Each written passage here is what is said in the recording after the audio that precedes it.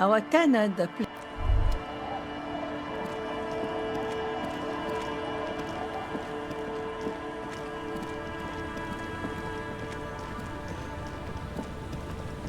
You're back. Good.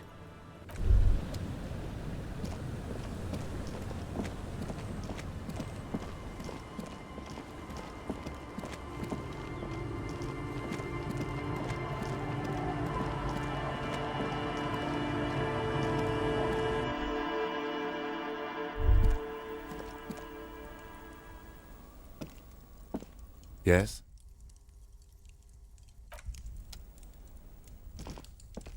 Hello, mister.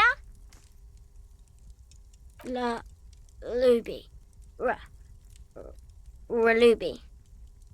My mum tells me I'm a big girl, but she doesn't know that I can't say Earl.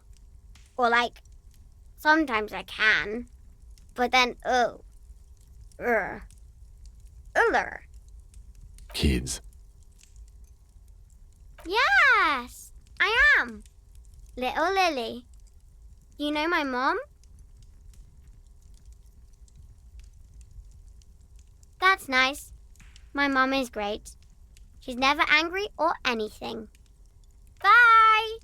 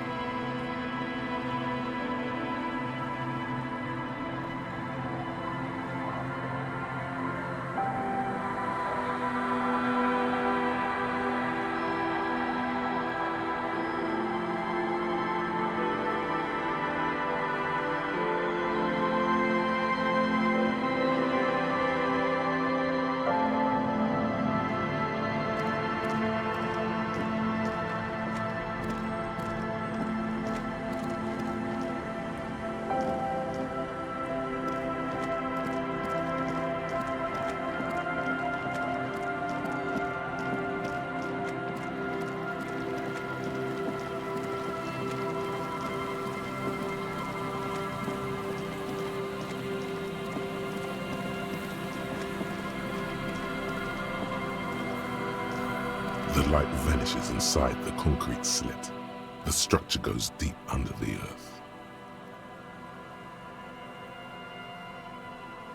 No idea. Could be connected to one of the buildings around here.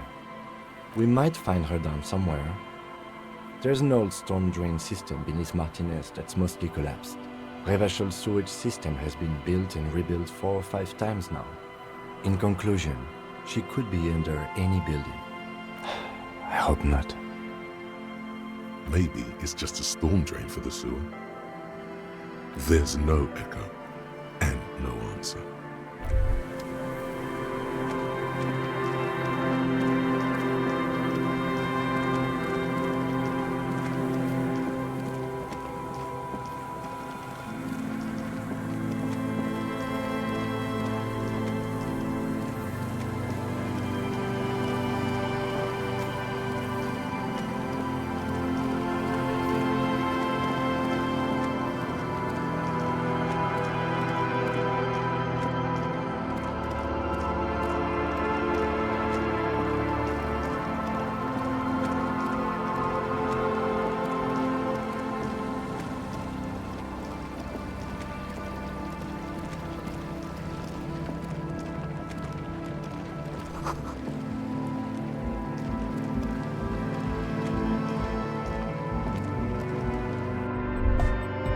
Hi again. So, how are things going? And? What happened? Oh, man! Who is he? What did you think?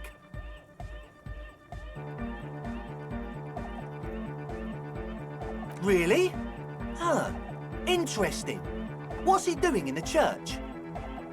No matter. Is he gonna be a problem? Yeah, Noid is right. Let's get back to the point. What are we gonna do about him?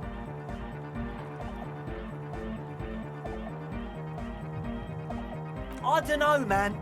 Doesn't it feel like a major hindrance to you? A spooky guy climbing around when all the guests are trying to have nice friendly hyper time? I guess it's not a massive problem, now that I think of it. Everyone is welcome to dance till the morning light! Yeah! Maybe. I guess we'll figure something out. Okay, but what about the other spooker? The one in Grandma's clothes? Did you see her?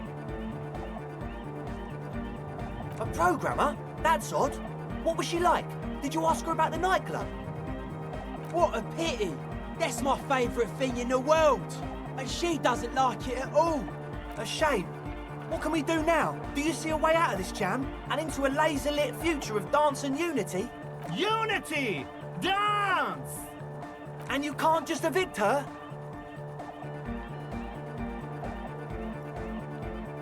Look at you, Honour Man! No, Noid. He's right. Maybe we've approached it the wrong way after all. I'm sure there's a workaround. We can make a deal not to bother her. If that's okay with her, we only want to get in the church and spread the joy and ecstasy of music. The lines in the dark exist. Coexist.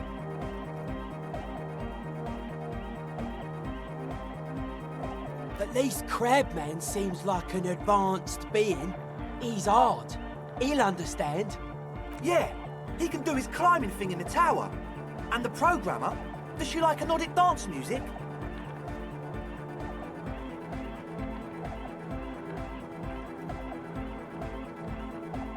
Wonderful!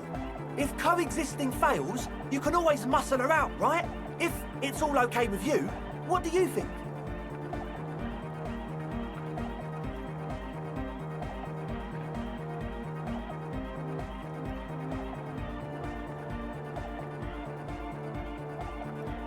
Excellent! Good luck, my friend. Goodbye, officer.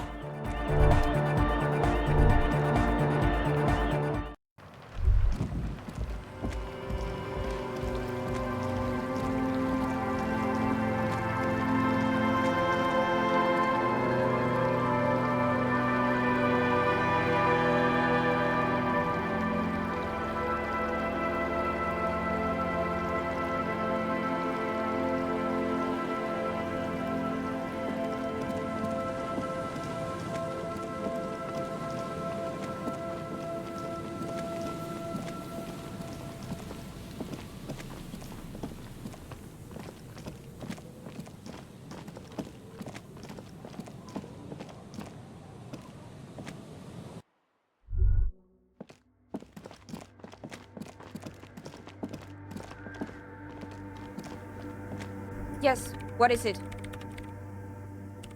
What? No, no one's suspicious around here. I don't want to make anything work. Yes, anything. I don't want to make anything work. It's not the anodic dance music that's made her bitter. It's the failure of Fortress Accident. That's right. If we couldn't get our Welkins to happen, I don't want anything to happen. Ever again. There's not a trace of irony in her voice. She means it.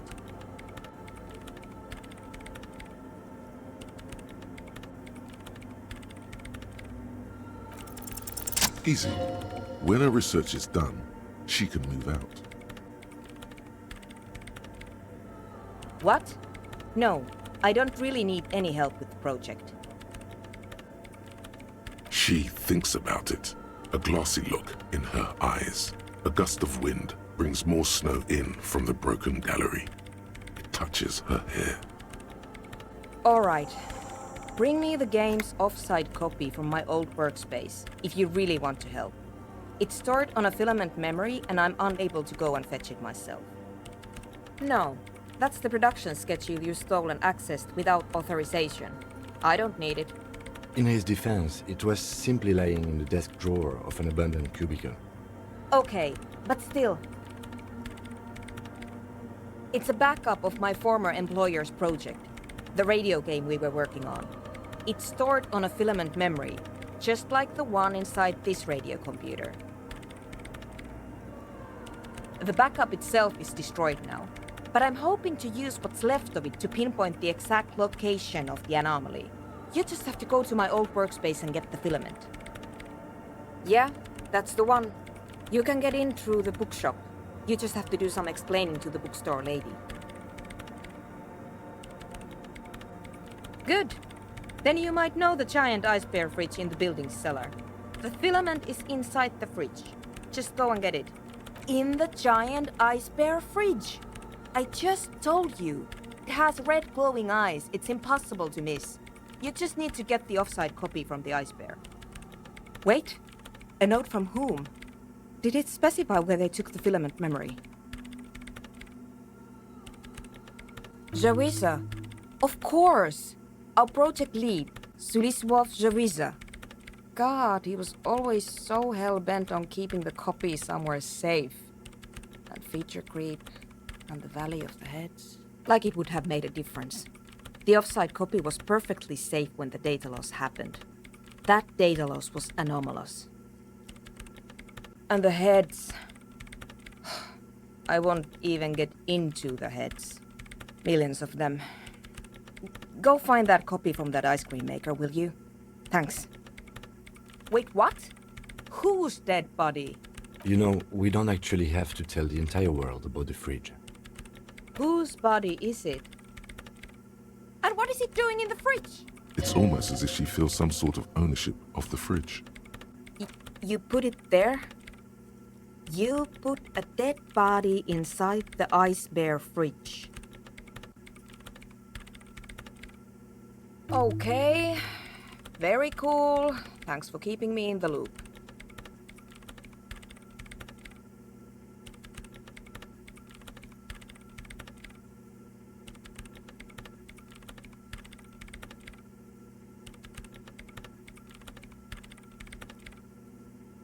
We would appreciate it if you kept this knowledge to yourself, miss. Who would I tell? My mother? I don't have anyone to tell. And if I did, I wouldn't. I don't care.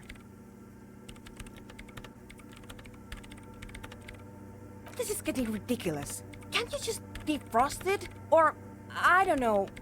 I don't know about the ice cream maker. Just figure something out. There's a solution, but she doesn't want to hand it over to you yet. It's a thing. Something she holds dear. The bookstore lady hates me. Says I'm part of the curse. Whatever that means. Because she's from Martinez, and people from Martinez have never ever seen a radio computer. She thinks it emits elemental evil.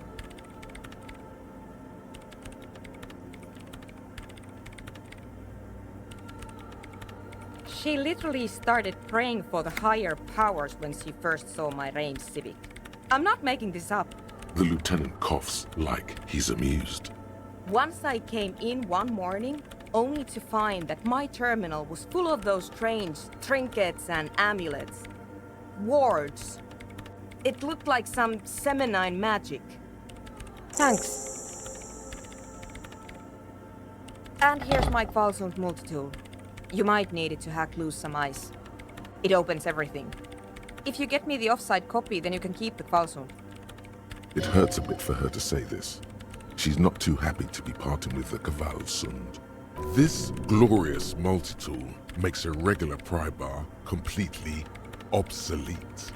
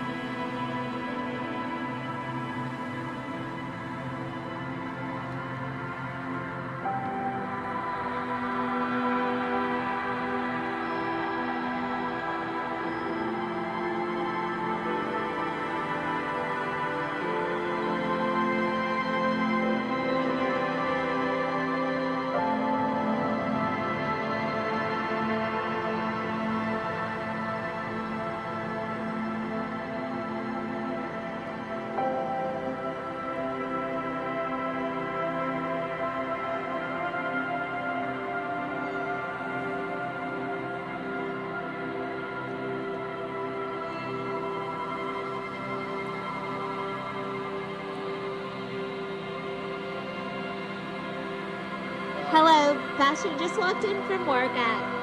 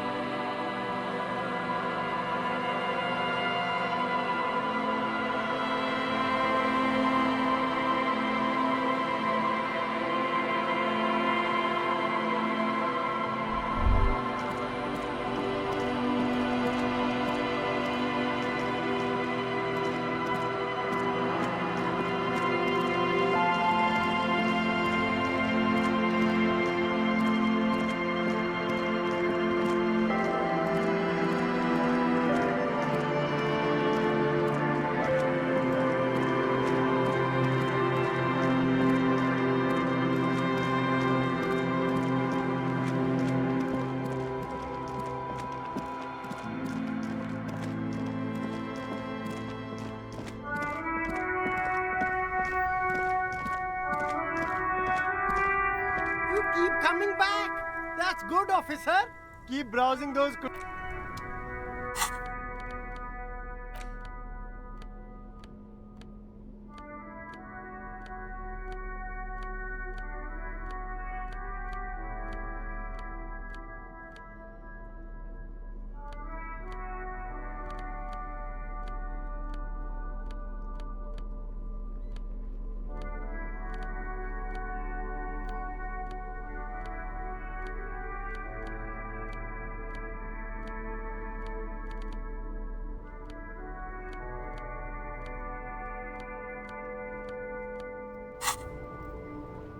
You keep coming back. That's good. Something cold grazes your head. This practical. Good choice, officer. Mega sporty. And it's only $4.50 for you, sir.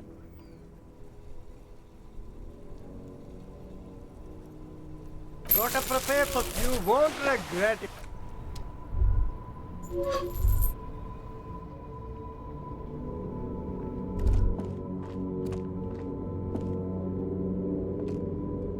The shine on these sunglasses lasts a lifetime, officer. 100% guaranteed.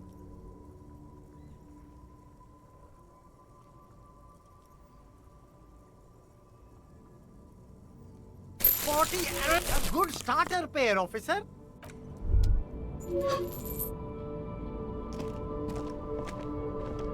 The speakers below are banged up and worthless. The sneakers triumph. No way, officer. These aren't for sale. They're bad speakers. Low-fi socialist junk. No, officer. You're a high-class policeman who accepts nothing less than the best. Lucky for you, I've got the best on sale.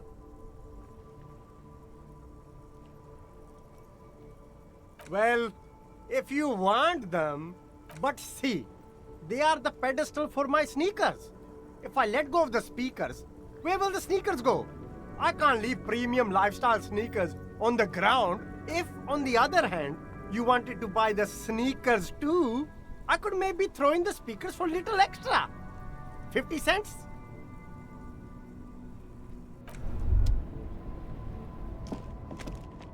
The shine on these.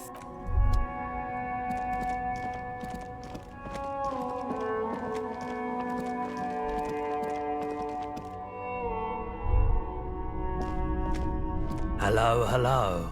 Let me know if I can help you with anything.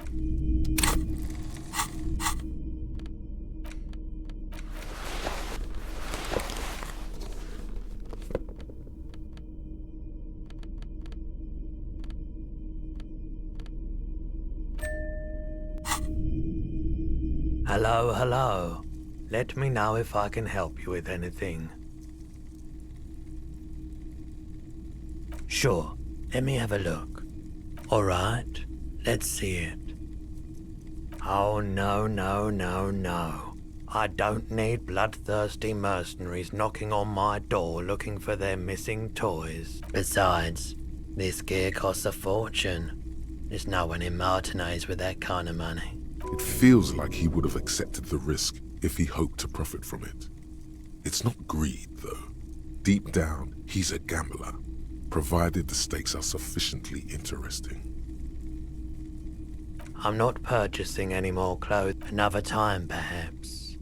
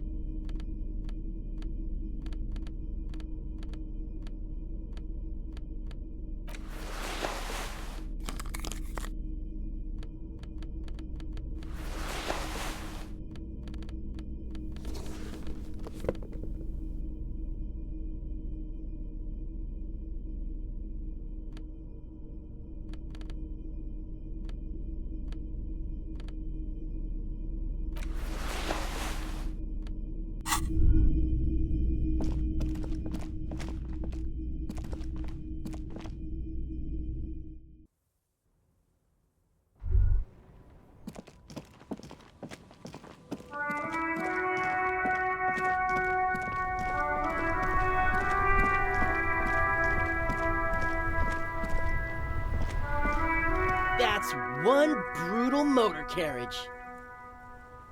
If I were a real skull now, I'd jack it, paint it in palm tree livery, then bottom light it, neon style. A snazzy shit-ripped skullmobile like this would make a fine trophy. We could, like, hang fucking shrunken heads from the side mirrors. Cops' heads. Scary tribal shit. Yeah, tribal shit.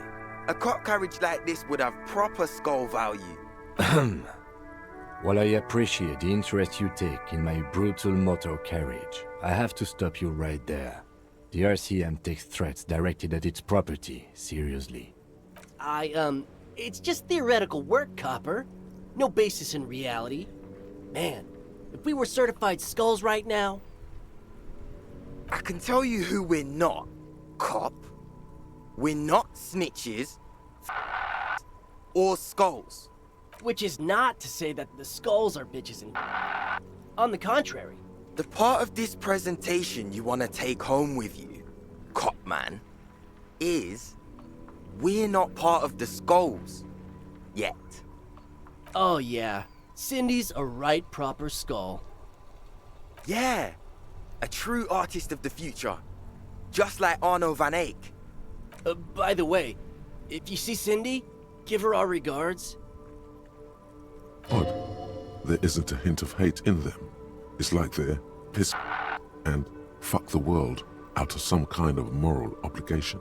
The lieutenant on your left is unusually lenient toward them.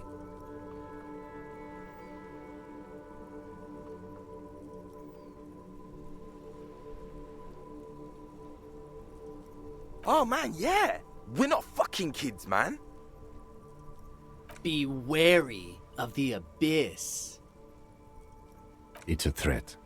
An impotent threat of violence.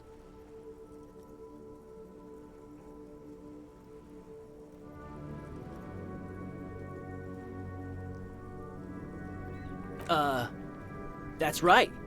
You should back off and let silence rule supreme. What is wrong with you? Now you're just empowering these punks. This is ridiculous. Boys, do you know why the gang is called Skulls? Yeah. The skull symbolizes the embrace of death and nothingness, present in all of us. The vehicle of our future operations. Death and nothingness. They're called Skulls because when you are shot dead in the middle of the street, the skull is the only part the stray dogs want to eat. Just trust me and follow my lead. No reply. The blonde rebel scratches his chin, deliberately not focusing his gaze on anything. He looks very uncomfortable. The other one shuffles uncomfortably, nevertheless continuing to steal glances at the lieutenant's motor carriage. The Union does their share of policing in Martinez, at least where gangs are concerned.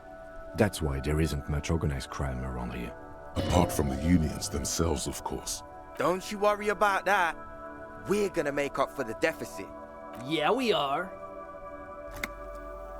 We're not franchise skulls. Well, not yet.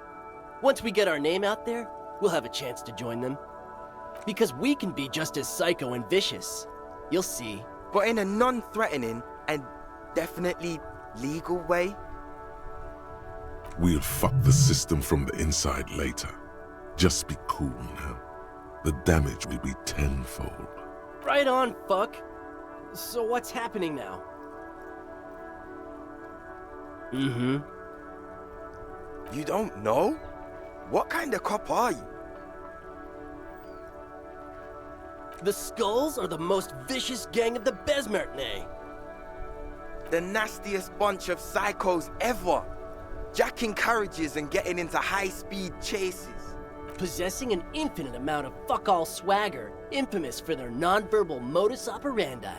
They usually occupy the burnt-out quarter in Jamrock, or you can find them loitering around their brightly painted bottom-lighted vehicles.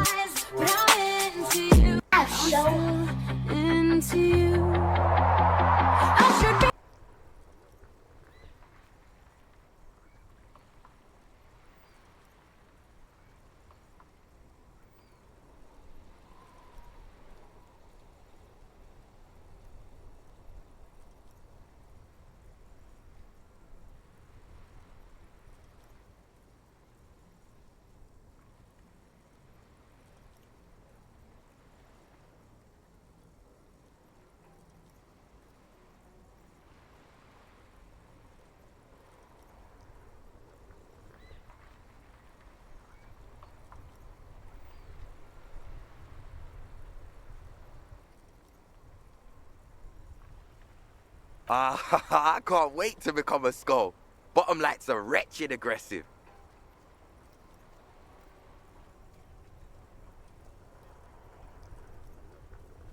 Murder? Yeah, sure. We'll gladly tell you everything we know about it. It was a man. Also, he was hanged.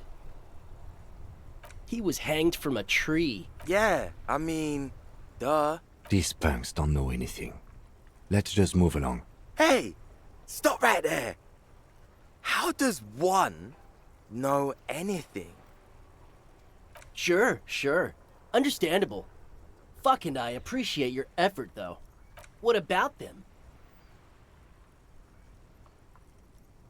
Well, first off, it's a statement and not necessarily something that characterizes me as a person, even though the statement has character.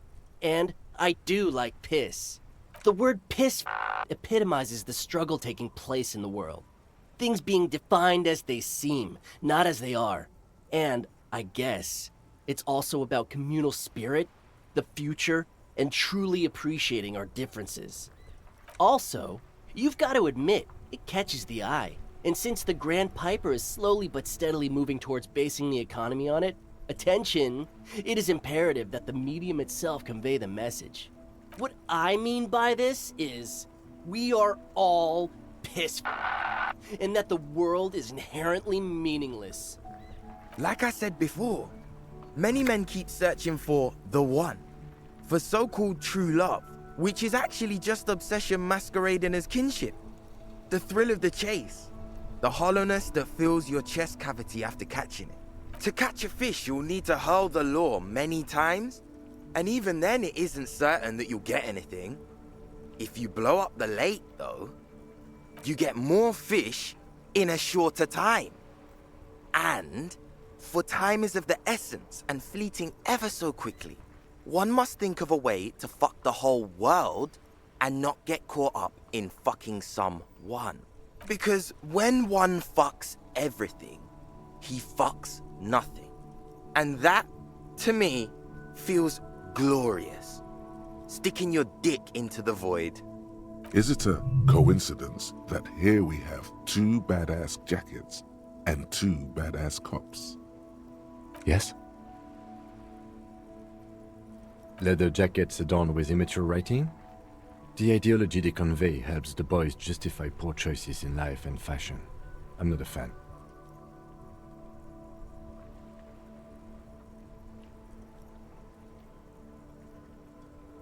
What are you implying? I'm not sure I understand you, detective. Neither. Fine, if only to end this discussion. Theoretically, if I were a juvenile delinquent, if I were to already be down that path, I think peace is the stronger of the two statements.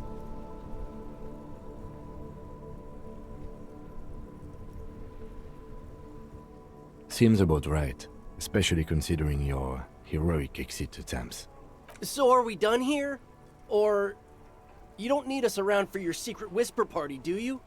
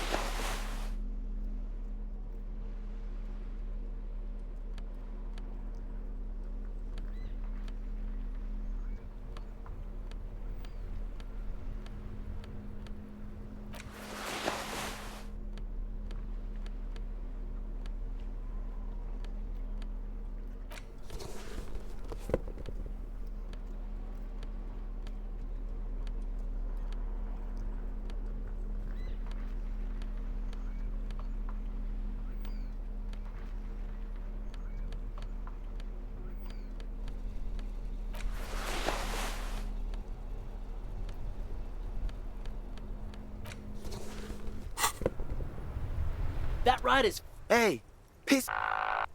Look who it is. Shrunken... No, no, no. Don't ask anything. Be subtle and scary. The boys dream about being skulls. Use that. What? No. Skulls don't have kings. I think. And we're not even in yet. Yeah, man, keep your voice down. Skulls don't take it lightly when folks pretend to be them. We're not even prospects yet. Wow, you boys are ambitious. Only prospects and already planning a coup in the skulls. You're destined to go far. He gets it. Passive-aggressive flattery. Shut the fuck up. Are you trying to get us killed? Now bring it to the jackets and, yes, start shouting. Please be quiet. What? What do you want? The jackets? You got it. No need for cruelty.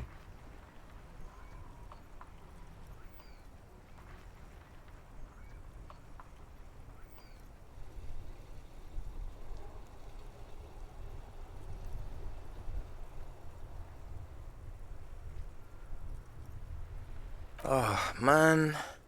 Okay, I get it. Skulls don't really wear slogans anyway. This was stupid. Fuck.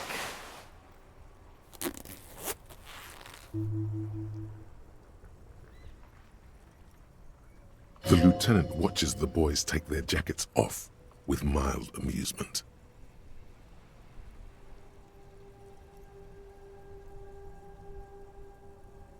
I'm absolutely okay with not having either one, thank you.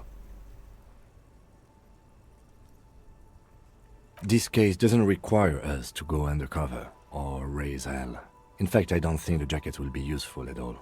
I just wanted them to not have them anymore. Cold-hearted cop.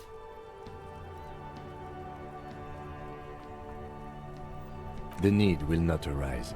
The jackets are meant to complete each other.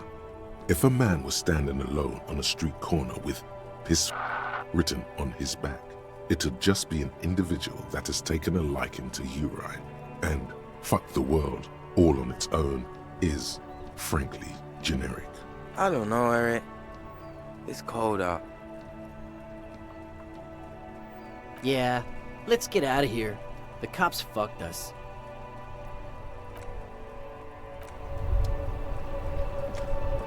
Yes?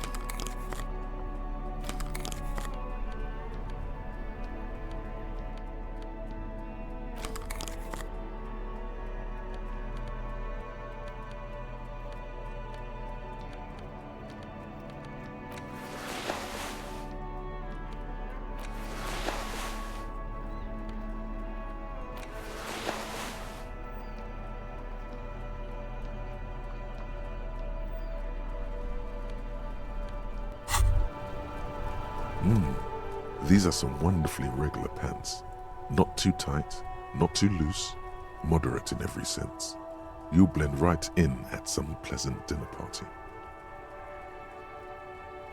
Let's hope no one saw you wearing those outrageously regular, almost moralist pants.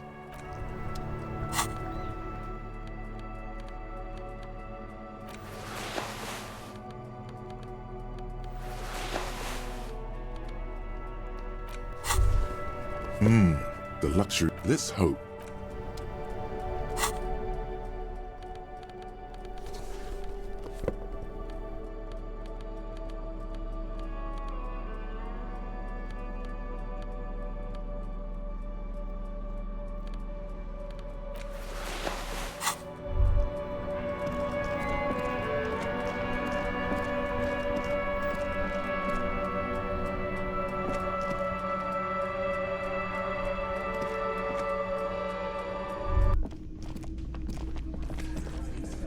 The Copper-nado is back. What do you want? Yeah? What?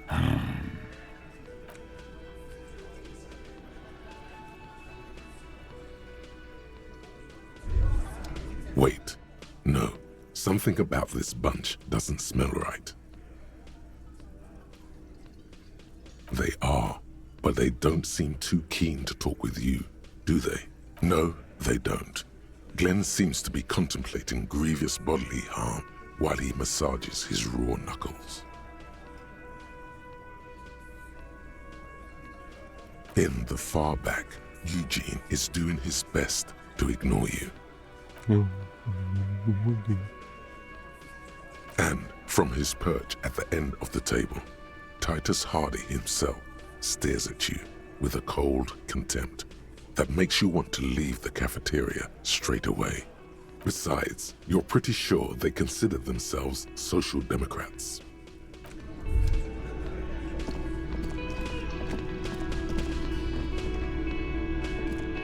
It's great to see you again, officer. My wife can't wait to thank you. Go on, talk to her. Oh, sweetie, don't even know how to thank you for finding my husband and helping him out. I hope we haven't been too much trouble for you.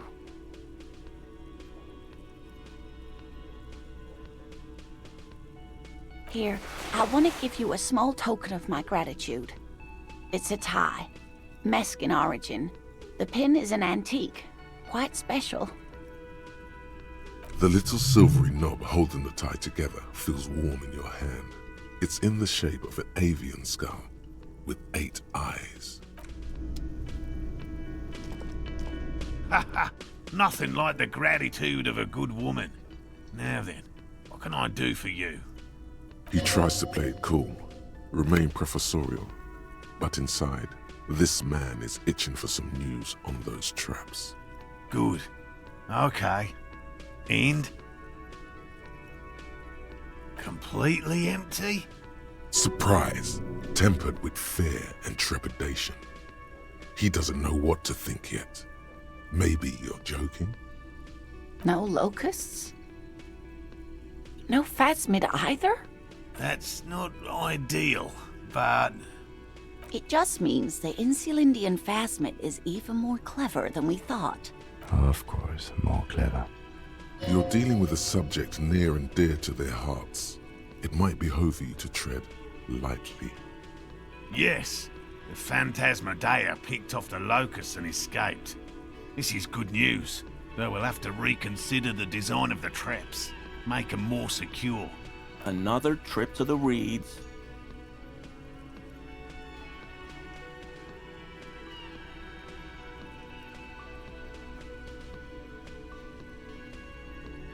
Of course. Be sarcastic. Unless you have an alternative hypothesis you'd like to venture, mine stands, okay? Actually, no. Excuse me for getting emotional. This is a big deal for us. You've helped us twice now, and brought some great news too. My gratitude, and the gratitude of the Société Cryptozoologique de Ravachol, is yours. Heartfelt gratitude. But does it feel like closure? What really happened? Thank you, it's an honor. We should probably return to our main investigation here. This has been refreshing, but... Helping cryptozoologists isn't really a priority for our organization, is it? The lieutenant looks out the window, impatiently. Hell no.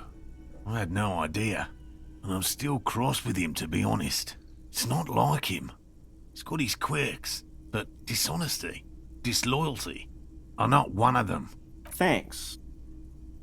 He's still glad his friend stood up for him.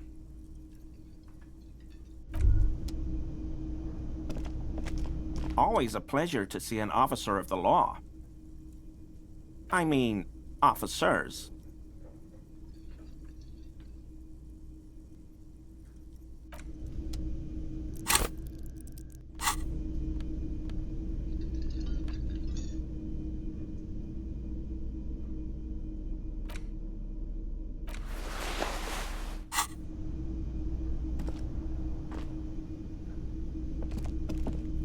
Hello.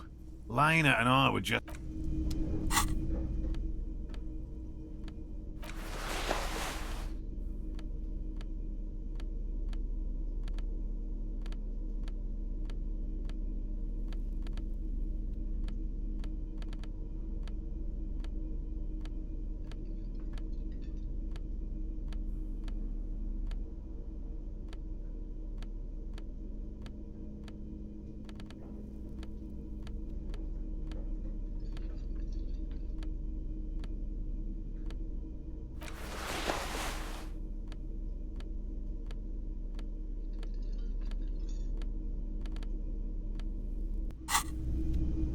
Hello. Lena and I were just discussing the design of the new trap. Consider the way the empty trap was disturbed, as though shaken. Most likely the hands of a young person. Hands small enough to fit inside the trap, too. Kids. What would a child want with bags? Oh, my dear Morel. You've been an old man for too long. Kids love to torment insects almost as much as they love to torment old folks. Delinquents, my favorite. Oh, you've been such a dear to us. Please, let us know whatever you turn up. I have a feeling we're getting so close. Well, I see you've got all the help you need. I'll see you tonight at my place. Let's play suzerainty, but no more field trips for me. Really, Gary? We're getting somewhere here. I'd love to play suzerainty, but... Lena, I'm sorry, but you're not getting anywhere. It was some kids. I know the little mutants around here. Leave anything out in the open and they'll steal it, even if it's bugs. Morel, it's been fun, really, but I need a bath and I have deliveries to handle. When this tea is done, I gotta run. No need to apologise, Geary. You'd be more than helpful. We'll have to take a rain check on that game of suzerainty today, though. We're gonna follow this through.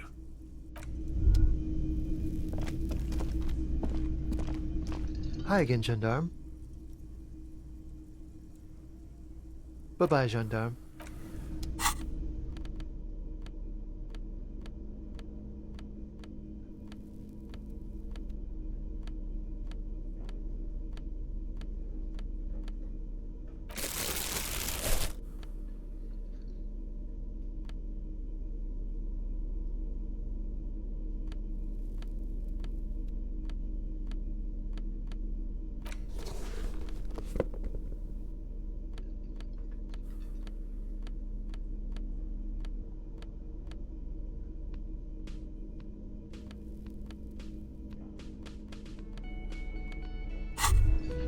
Hear that?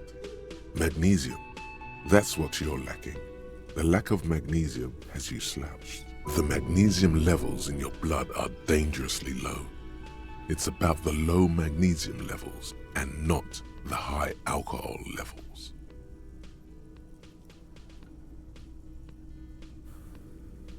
Yeah, the other things. Long live the other things. Made you strong as an ox, they have. Yes, and it's critical. Look at yourself. You're practically devolving into a fish due to the lack of magnesium in your bloodstream. You need to get so magged up. You've probably had 2 heart attacks and a minor stroke already, and the only prescription is insane amounts of magnesium. 1 stroke? Don't be so modest. He's having one right now. Yes, if you want to live, you need to evolve. You need to transcend the carbon barrier. Go to the apothecary and buy insane amounts of magnesium. It will reverse the damage to your circulatory system.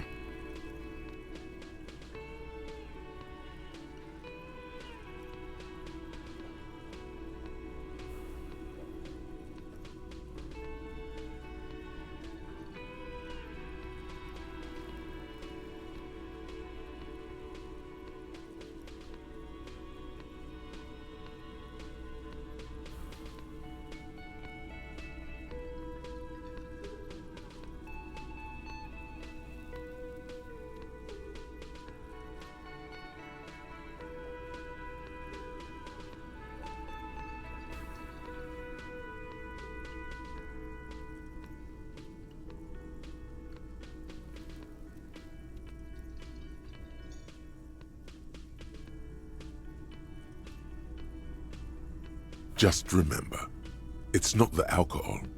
Buy more of that too. Alcohol is not the problem. And it's certainly not the dextroamphetamine, nor smoking for 40 years. It's the lack of magnesium and excess of coffee. You should stop drinking coffee. It wreaks havoc on your gastrointestinal system.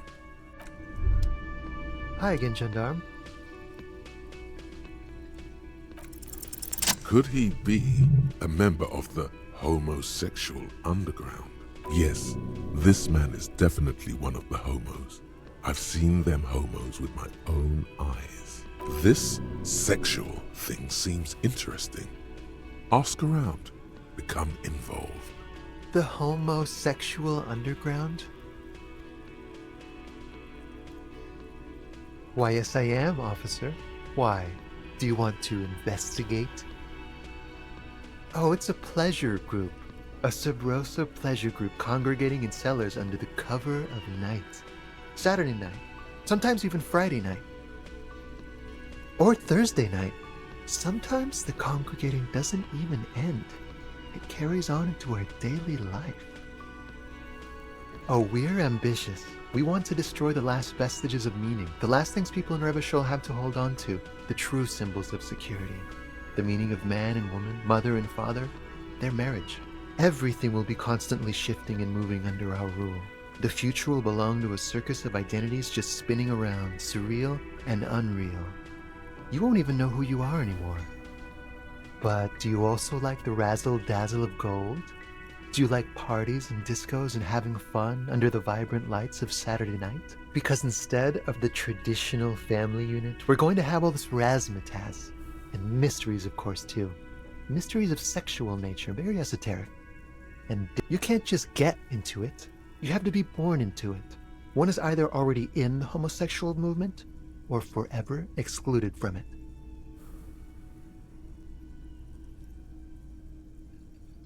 Beautiful. Beautiful. That's exactly what we're looking for. Who knows, maybe you were homosexual in the past. Maybe all of that has been repressed. I have to say that you do look like someone who might be part of the underground. You have that very distinctive, I can't understand what's going on here look. Absolutely wonderful. Bye-bye, gendarme.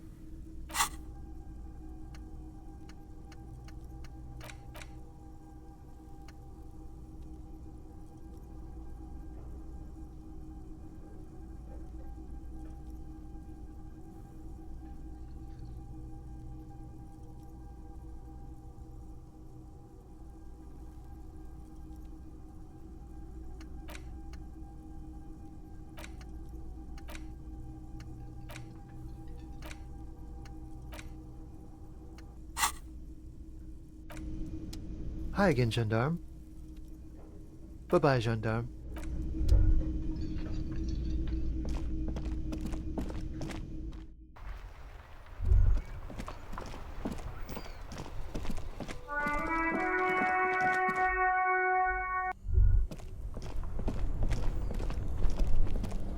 This orange machine is buzzing like an old sub. You slip your fingers under the frozen lid, but the ice is too cold for you. Didn't Sona give you a perfect... Equip the multi-tool by...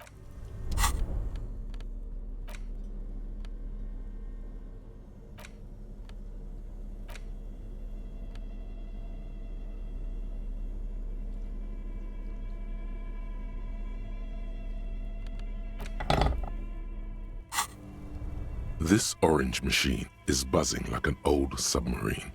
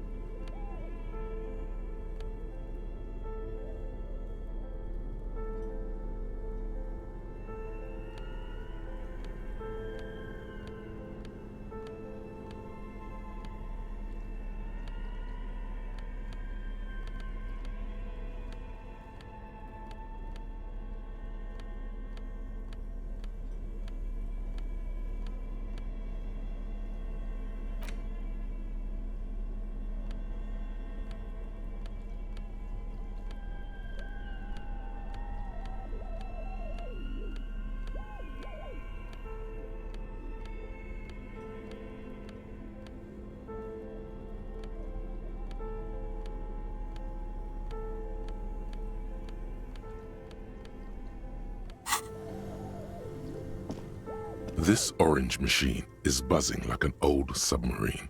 It has a hand-cranked ice cream churner on top and an electric. Ice groans and howls under the strain of your giant Gewaltsund multi-tool until the lid cracks open. Blue electric lights come to life. Inside, on a frosty platform, lies an object, intricate and foreign, left there for a sub-zero beauty sleep.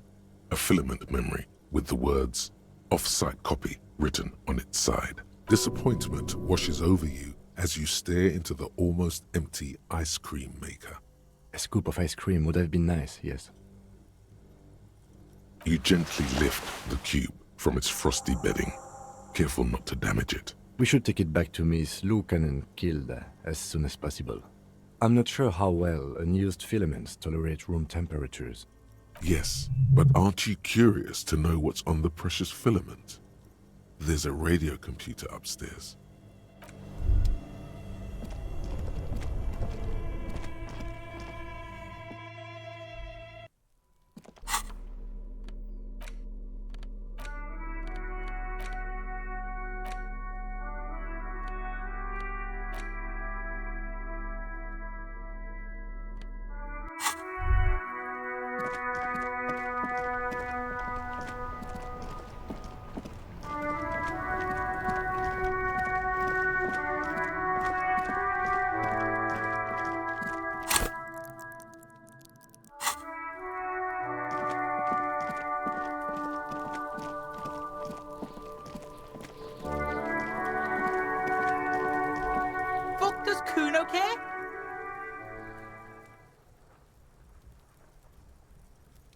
Kuno doesn't...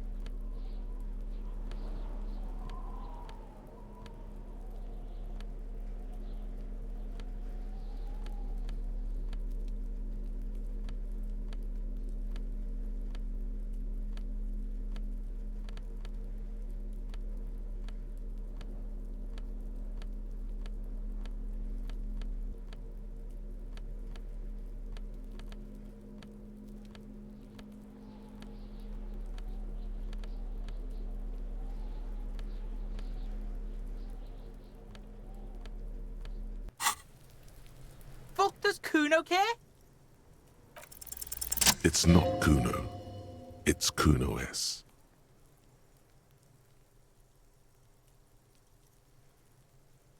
Fuck you whispering about? He's whispering too. He's going with it. But watch what happens. Fuck you whispering about! If Kuno wants to whisper, he's gonna fucking whisper, okay? Let's whisper, pig. This is it. You've got him. But be careful. You can still fuck this up. Don't make Kuno look bad in this.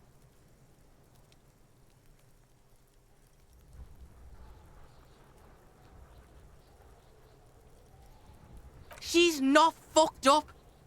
Everyone's fucked up. Stop judging shit. Wrong move. But he's whispering still. You haven't lost him. Just don't mess up again. Or you will. There are no guarantees here. It's okay. The pig's trying to pit us against each other. Not gonna let him do that. Idiot. You bungled it up. That's it. You let him off the line. That was a bad, manipulative thing to say.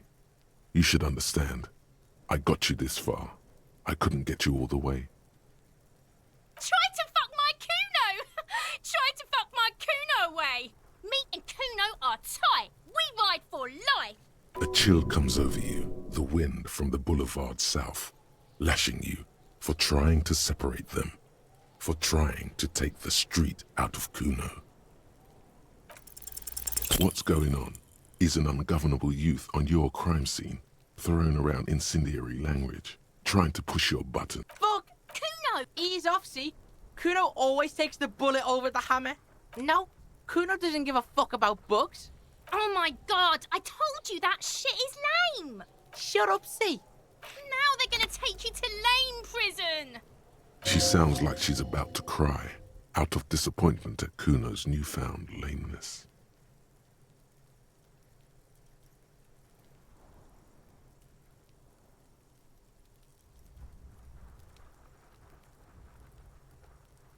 Deny everything, Kuno. You need to lawyer up. Kuno's not gonna say anything without his lawyer present.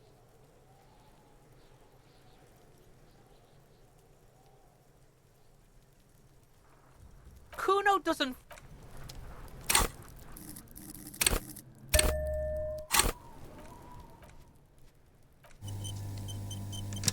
Fuck does Kuno care? You were too pushy last time. Think this through. Try to really understand the psychological bond Kuno has with Kuno S. Just look. While Kuno has no problem being near you, she always hides behind the fence, afraid for her life. Like she's done something very bad. She came up with that psychopathic scheme of screaming for help before. Kuno just wanted to talk to you about his name. Kuno S was the one who wound him up and directed him. Also, Kuno hasn't stopped talking to you, even enjoys it from time to time. When you talk to the other one, it's like talking to a cornered animal. She only hisses. All in all, Kuno respects madness. You cannot hope to outdo her on that front. You must win yourself a few minutes with him alone. Kuno S is by far the worst of the two. Kuno has no problem being near you, but the other hides behind the fence, afraid for her life, like she's done something very bad. She came up with that psychopathic scheme of screaming for help before. Kuno, all in all, Kuno respects madness. Fuck you whispering about? He's whispering too. He's going with it. But watch what happens. Fuck you whispering about! If Kuno wants to whisper, he's gonna fucking whisper, okay? Let's whisper, pig. This is it. You've got him. But be careful. You can still fuck this up. Don't make Kuno look bad in this. Crazy? You don't know the half of it. She's not crazy. She's insane. Dangerous. She's smoked a man. She's done people in. Probably even pigs. Stop talking to him! Kuno, I'm fucking warning you! You're gonna get us into shit! She understands what you're trying to do. Yo, see? Did Kuno not tell ya? Kuno told ya. Kuno talks to whoever he wants. Talk, pig. Kuno's got it under control. You did it. They're separated. He's even turned his back to her so she can't read his lips. Kuno means she... His little green eyes are fixed on yours. Are you getting this? You think I'm fucking telling you a joke here? How hard do you think it is to kill a fat ass? Sweet talk him, then knife him. She's probably killed a pig too. I mean, I'm pretty sure she has. Forget Kuno said that. Kuno was just shitting. Kuno was just running his mouth. Kuno's stupid like that. The creature peers at you both from over the fence. There is something searching in her eyes. Fear. Yeah, she would have liked to fuck him up, but she didn't. Kuno wasn't around, and C was with Kuno. Look, Kuno's gonna put you at ease. We didn't do it. He speaks the truth, my liege. Yeah, she's psycho. None of that kiddie psycho. Cat burning shit. She does the real deal. Yeah. Snuff radio shit. Believe me, pig, you don't want to know. Fuck knows. She says it's the song of her people or some shit. Crazy people. The fucking Nakis. I don't know. Some things are too awful to dwell on. The Nakis and Runkaris. Might be some kind of defense mechanism. Fuck no, she's not me sister. She's just a stray who got in, like a mad dog or some shit. Yeah, she was just there. What was that, Kuno? She was in the hallway, dripping wet, by the fucking shoe rack, in the dark. Kuno's got no fucking idea. Her hair was all wet. I think she pissed on the floor too. She was there for 3 days, in the corner, every time Kuno went out. I dunno, someone left the door open. Kuno comes home and she's sleeping under the desk, under a pile of clothes, like a dog. Kuno's dad doesn't give a shit, doesn't even see her there, or thinks it's fucking Kuno. Shit's all on Kuno. Kuno-S, two of a kind. 'Cause she fucking looks like Kuno. No one knows her name. Kuno told you, this shit was Psycho Killer. How's Kuno dealing?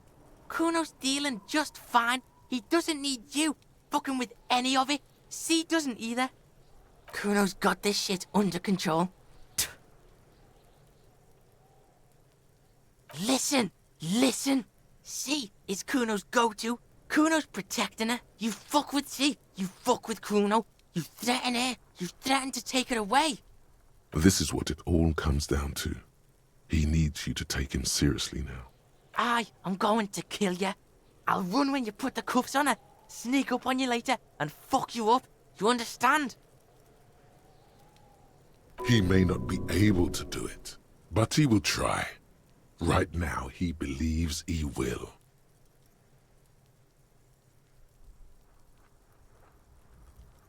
All right, now we can do business. He's breathing heavily. That took something out of him. Yeah? What do you want? Kuno can hook you up with... Don't hook him up with shit, Kuno.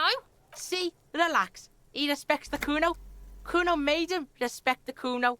You respect the Kuno, you get all kinds of shit. Kuno's gonna get you hooked on illegal narcotics if you run a little errand for the Kuno. Get you hooked, pig. Get his hook in you. Then Kuno gonna get you hooking for more. Cash in big style. Pig hooker. See, it's tension and release with Kuno. Now we releasing. The pan buying shit, that's on now too. 90% discount for Kuno's pig. Kuno can flex. Kuno flexes for hobos. Kuno sees you're in need.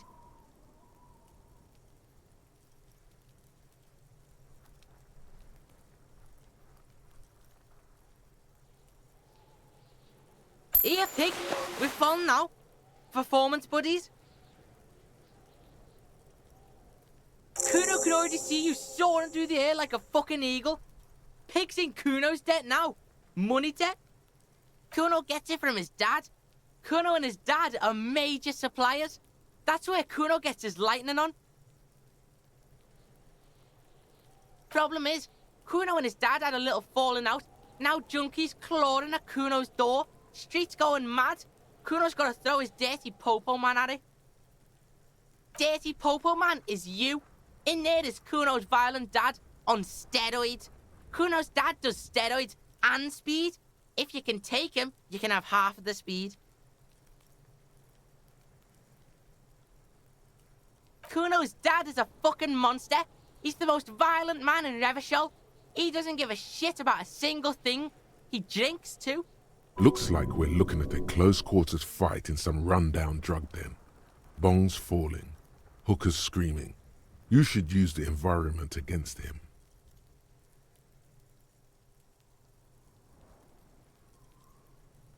Like half. A baggie, but like in this vial. Okay, Kuno's listening.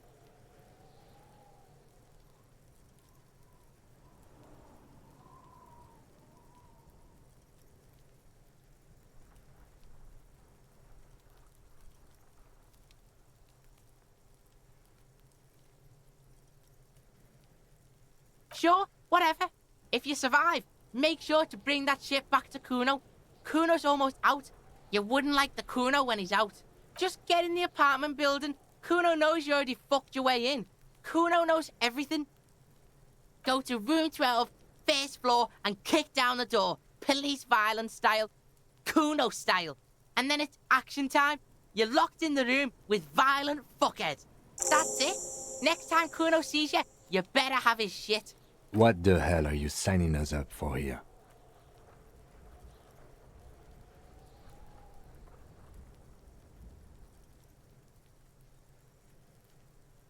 Cool. No, really. Rock and roll. Kuno doesn't fucking care.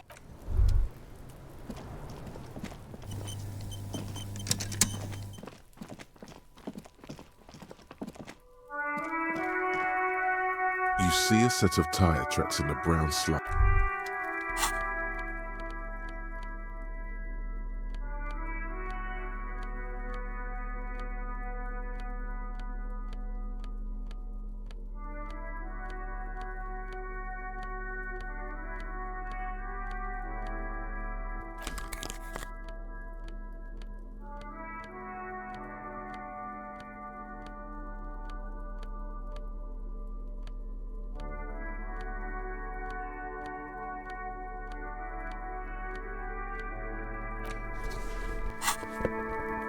You see a set of tire tracks in the brown slush that covered. The tire tracks were left here by an unknown event that took place some days ago. It's a message, written in the language of burnt rubber. Some of that rubber stuck to the tiles right in front of the whirling in rags. This is point A. The driver started there, and then accelerated straight into the fence, left a hole big enough for the Franco-Nigerian cavalry, according to the cafeteria manager. Why that pang of guilt again? The driver proceeded to back out of the yard, barely stopping before hitting the adjacent building. Before heading south, must have been in a hurry. The tracks are as they have ever been, a bit more worn perhaps. Fortunately, the street sweeper still hasn't noticed their presence. No wonder the cafeteria manager seemed frustrated when he was giving us directions to the yard. Well, you did provide us with a very convenient access point to the crime scene.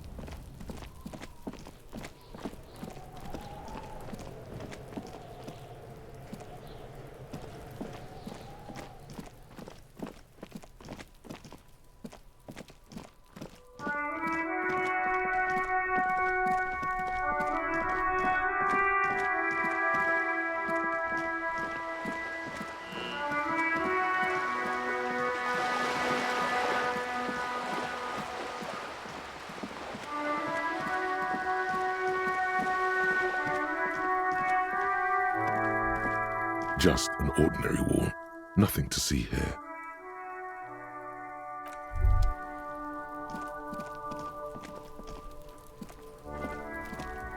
Trying to sneak up on me again? Trying to snuff me out? Get away, pig!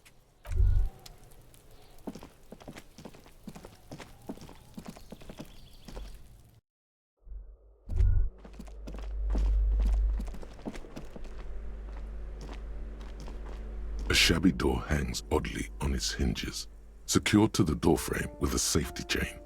An unpaid energy bill is attached, threatening to cut off the electricity. It's addressed to Mr. Uno Doroita. Your heartbeat quickens, palms go sweaty. The siren of amphetamine is singing you her song. And the place comes with 3 months' worth of utility bills.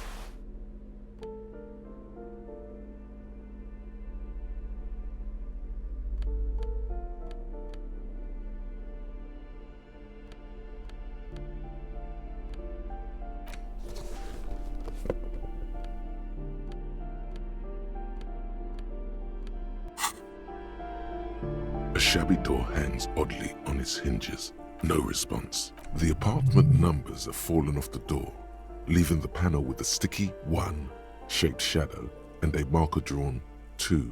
You'll need to equip the chain cutters to enter. Snip right through the metal.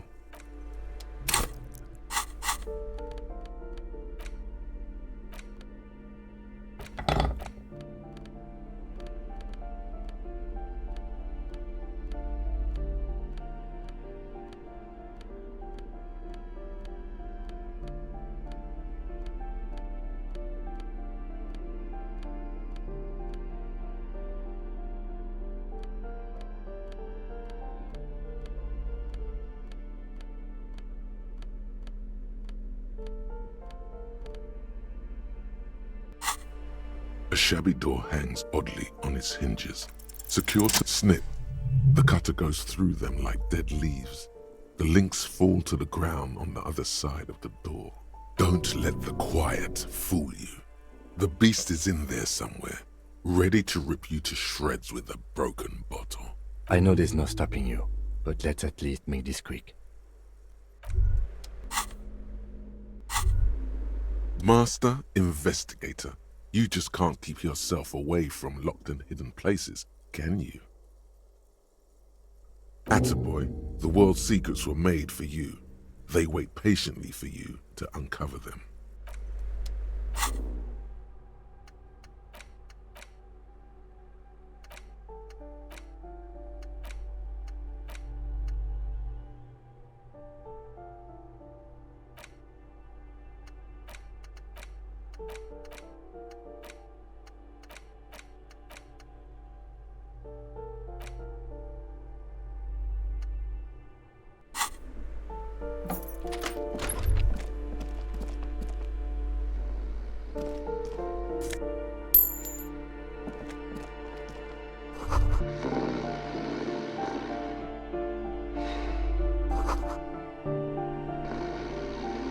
A phone book lies open on the table, covering a stack of utility bills.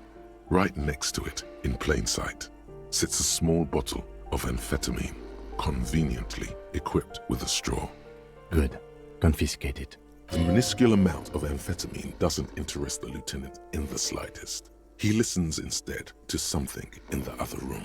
You pocket the bottle as if it were the most natural thing in the world. Blast it before you face the beast. Deruita. You're going to need the encouragement.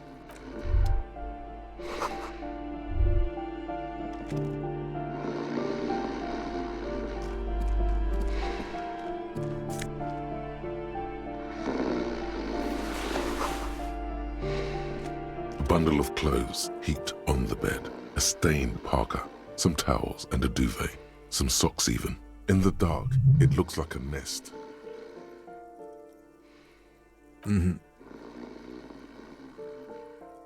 Something underneath there is breathing. It doesn't give a shit that you're a cop. Stop your hand now, or you're gonna die. It's not too late. No one's going to blame you for backing out. You don't have to do this. Just get out. Apricot chewing gum scented one. August 2nd, early late summer. You're getting off the streetcar in Le Jardin, east of the river. Her father and mother are middle class. The nylon of her little jacket rustles next to you, in the dark, like autumn leaves. Her heels click on the pavement. You're walking up to the gate in front of her parents' house. She takes out her chewing gum and you kiss her. A feeling like electricity flows through your whole body. Immediately, you know that you've entered a completely different world.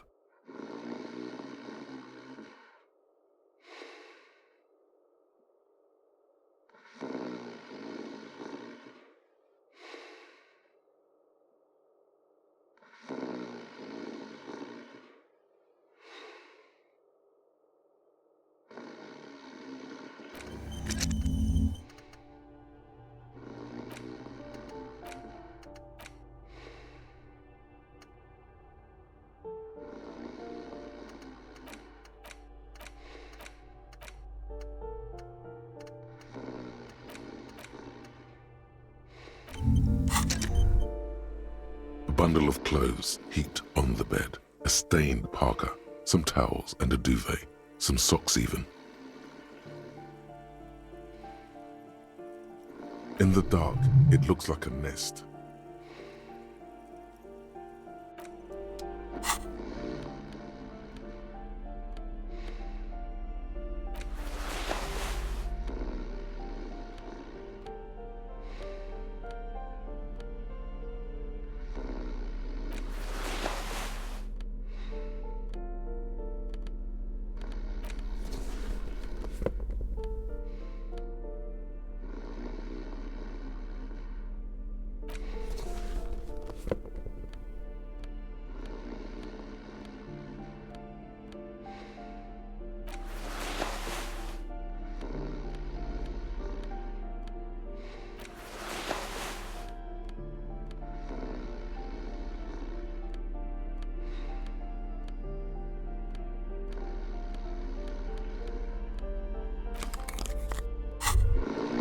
You finally made it, haven't you? People point fingers at you and whisper to each other when you pass by, wondering to themselves, where did that man get such a cool jacket? Did he receive it upon graduating the École Normale Supérieure de Badasserie? Is he dangerous? You are very dangerous, my friend. Dangerous and cool. In fact, no one dares to say a single thing about the jacket. But believe me, they are all very impressed.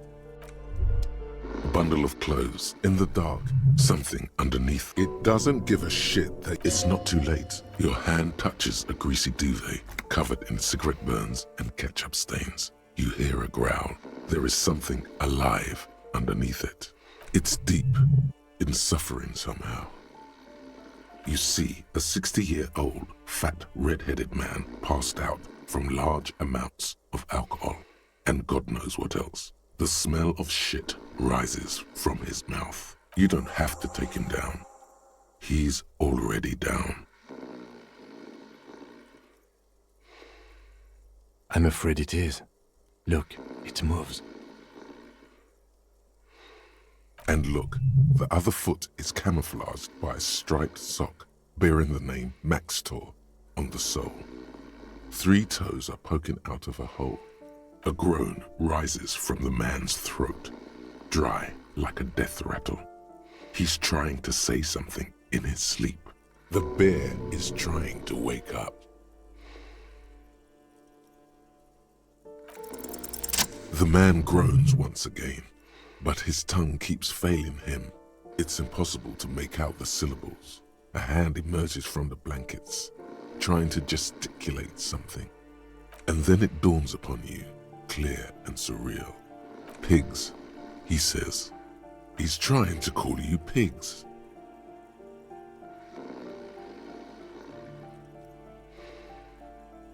His hand falls back on the bed, limp and defeated. A loud snore escapes his mouth. He's asleep again. At least he got to say his piece. Well, judging by the color of his hair, I would say yes, it is. The lieutenant's right. The man's unwashed hair bears a familiar ginger tone. Even the hair on his chest is coppery. The light from the window falls into his half-open eyes. There's still plenty to be scared of here, just not what you thought.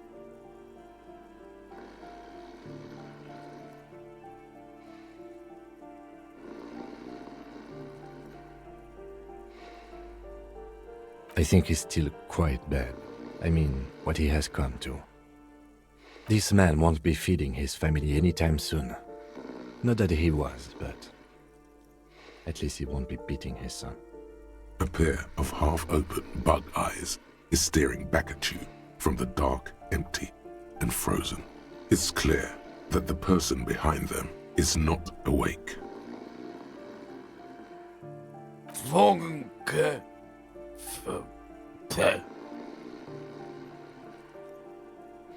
Look, he's trying to communicate. What is there to do?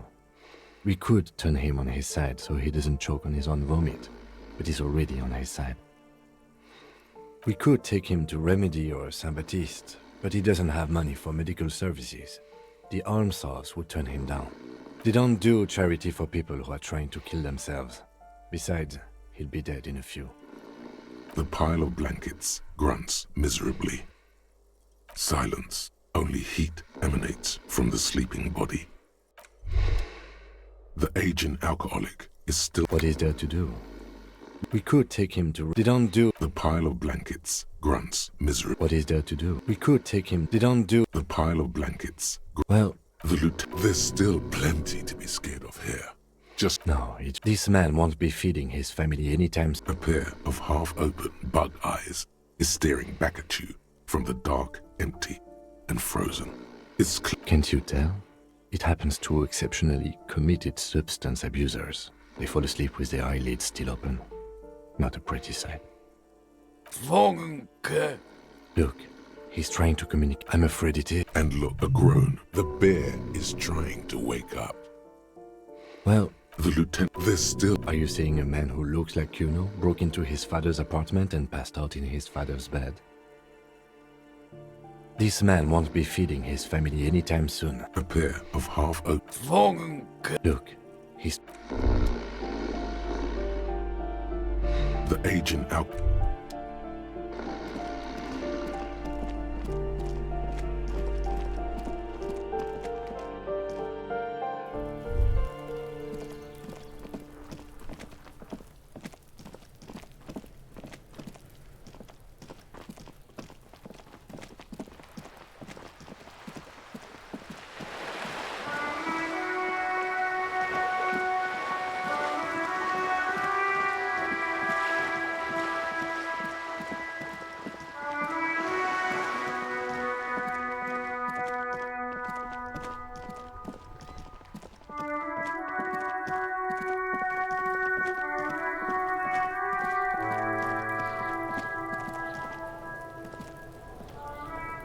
Yes?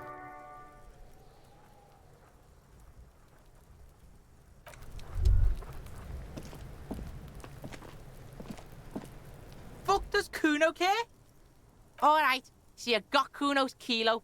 Here is how we do it. First, you give Kuno Kuno's kilo, then Kuno gives you half back. That's how we split it. It's the best way. Street way. Wow, that's heavy. There you go. More than half in there. Kuno's fucking honourable like that.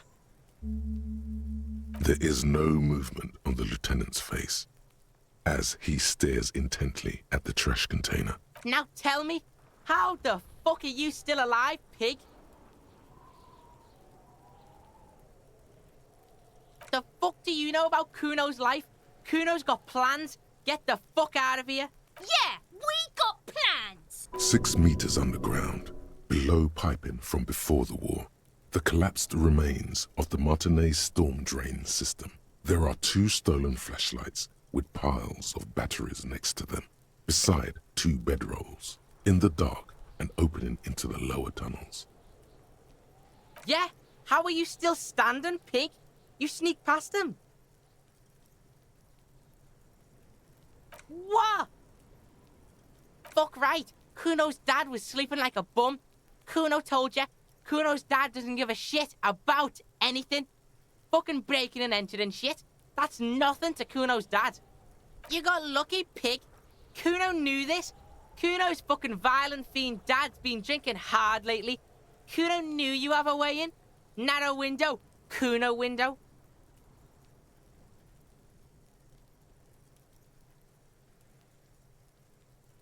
Yeah, Kuno's dad is fucking nothing. Fucking coma shit, stroke shit. Kuno's dad is so fucking violent. He's had a stroke many times. Shit, Kuno's gonna have one too. Gonna be just like Kuno's dad. Speed shit, crime shit, fucking on the bed. Kuno's gonna go out like Kuno's dad. Revachol West style.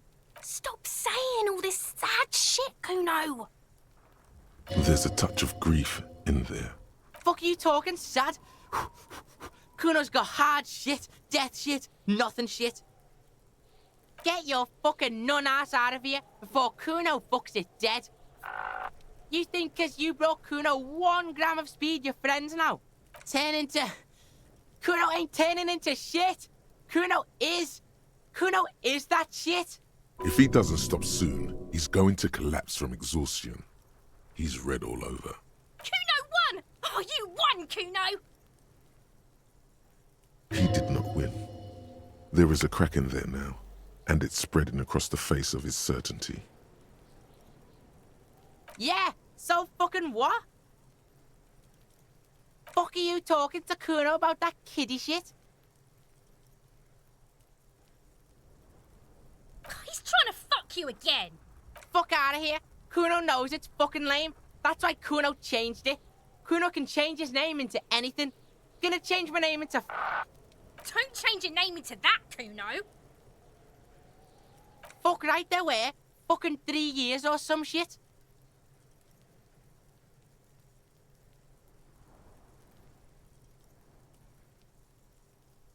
That's right, it's a shithole. Kuno's gonna move underground, Leroy shit, ancient shit. Kuno's gonna live in a fucking catacomb. Yeah, in a tomb, Kuno. Yeah? How are you still standing, pig? What? Fuck right, you got lucky, pig. Kuno knew this. Kuno's not fucking trying to be tough. This shit is real. Kuno's fucking violent dad's gonna be a vegetable. Kuno knows that shit. Stroke shit, stomach fucked up, and Kuno's gonna go out like that too. Stop saying... There's a touch of... Fuck are you talking, sad? Kuno's got hard shit. Fuck right I am. Now get your nun ass out of here before Kuno fucks it dead. You think because you broke Kuno 1 gram of speed, you're friends now? Turn into... Kuno ain't turning into shit. Kuno is that shit. If he doesn't stop soon, he's going... Kuno won! He did not win. There is a crack in there now, and it's spreading across the face of his certainty. Yeah, pig, this shit is done. Now get the fuck out of Kuno's face. Kuno needs to drop the bomb. Kuno doesn't fucking... Fuck does Kuno care?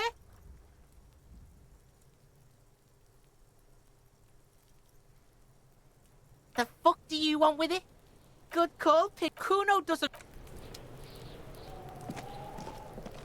I'll die before I squeal, pig.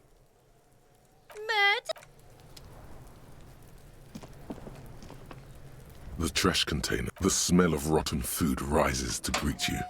You see soggy cartons, dirty rags, and organic waste. The container sounds a muffled gong.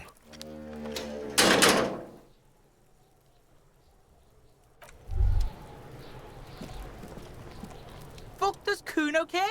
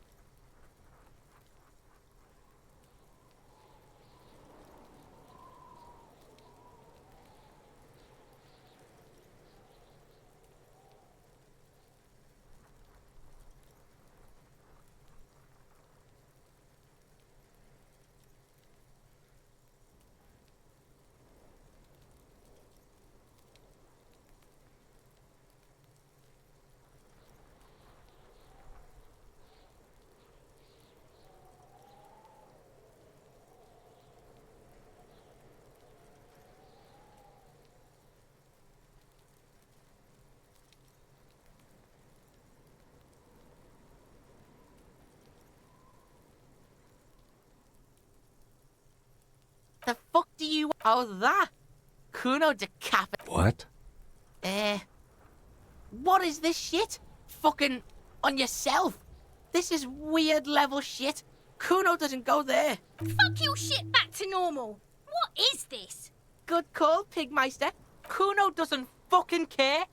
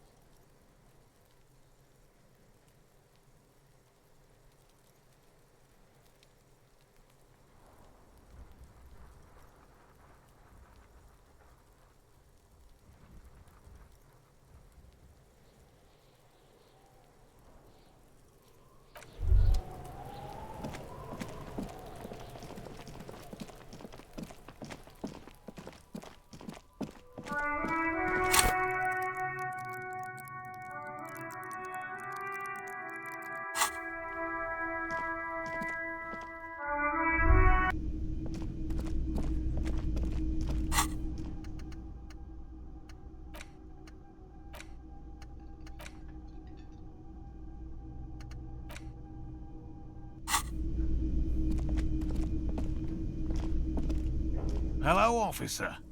I think I almost have it. A new...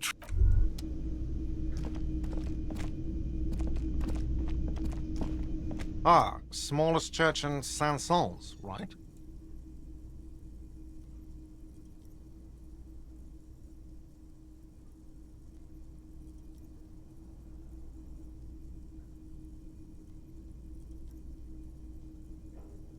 Cool. Now, what can I do for you?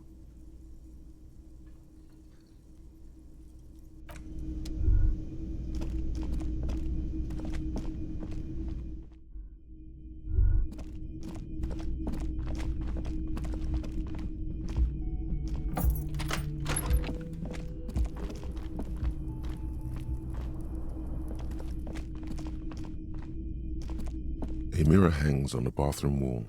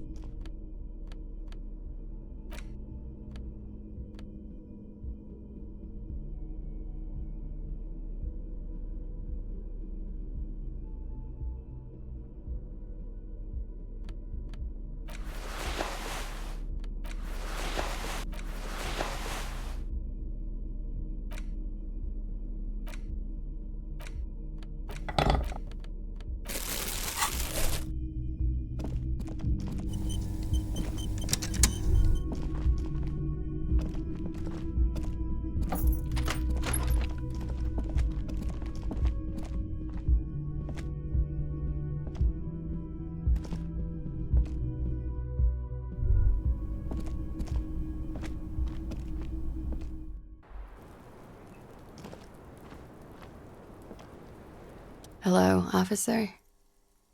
What brings you up here? I really... She smiles, A bitter little smile. She means it. How well could it have turned out for me? I mean... The wet wind, heavy with brine and industrial pollution from the stacks nearby, ruffles her hair. I'm stuck in Martinez just like all of us. I've been up here for... I don't know how long now. She nods. There is suddenly a strange glint in...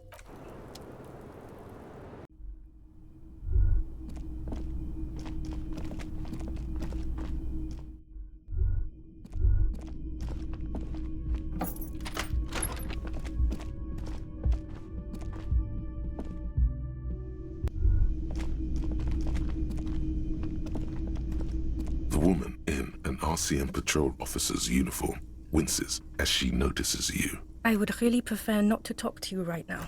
As Lieutenant Kitsuragi explained, a patrol officer is the lowest rank in the RCM, below lieutenant and sergeant. Yes, I am. I know. He's the real deal. He has a badge.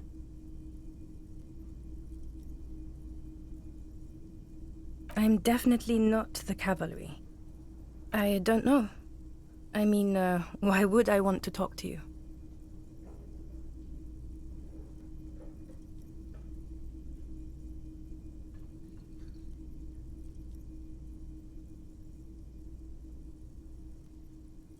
No, you haven't wronged me. It's okay. Something changes in her. It's pity. Pity comes over her. Okay, fine. Let's talk.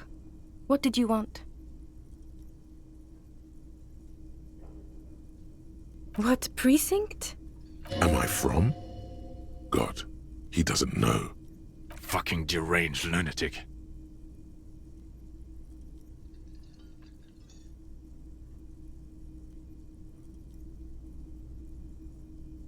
I don't know what to say. Don't say anything, Judith. I'm just looking out for... You? No one. I'm just a man with sunglasses. And you are?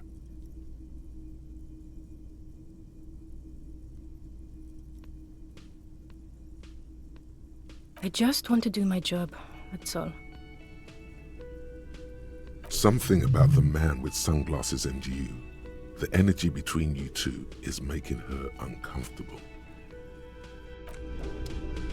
You look like shit. And I don't mean that as a metaphor.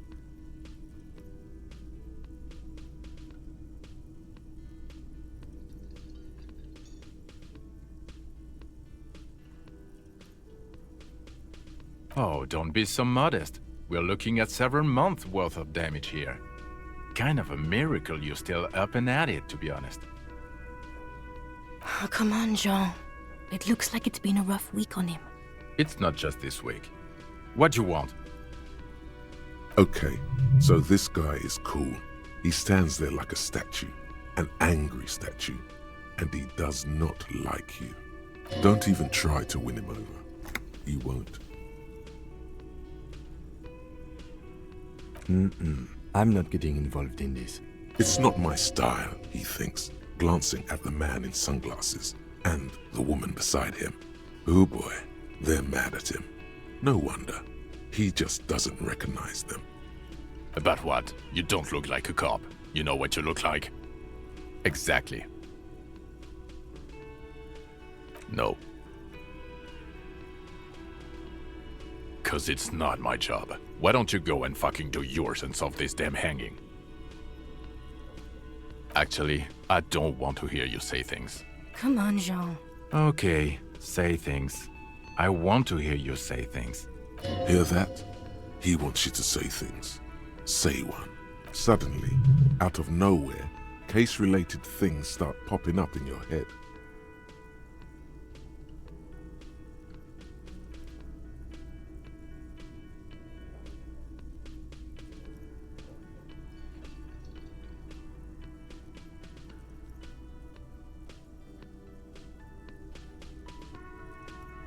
Well, where have you looked for her? West of here? Tough luck. The place is ruined from the bombardment. A lot of places to hide there. I don't know. Why are you? Who knows why we do the things we do? Somehow, bouncing those ideas off the man with sunglasses felt calming, like you've done it before. You know what? It must be because he's buff. He looks like he works out, like he's got the devil on his back. Oh my god, there's more. You want something more? What is it? Watch out for yourself, loser. That voice, so very familiar. Did you hear it when calling to your station and reporting your badge missing? Oh really? I wonder where. That's the where you remember me from?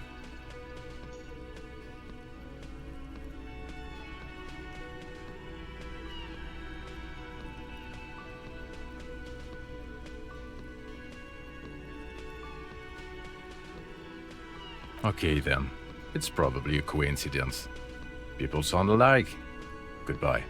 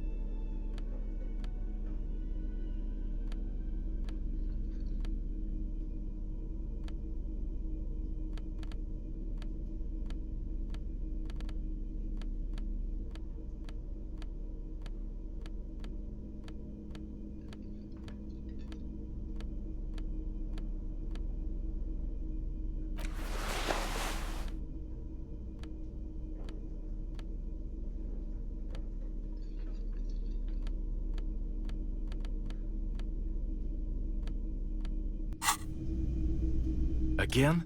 I can't believe this shit. You know what it is. It's like the two of you know each other. Just ask him. Oh, I definitely know you from somewhere. Another life. Yes, from another life. A different life. Maybe the life of a police officer belonging to the ranks of the... To what station do you think you would belong in this alternate and totally fictional reality? Okay, that's plausible. That's entirely plausible. Now we're really getting somewhere. Somewhere good. Okay.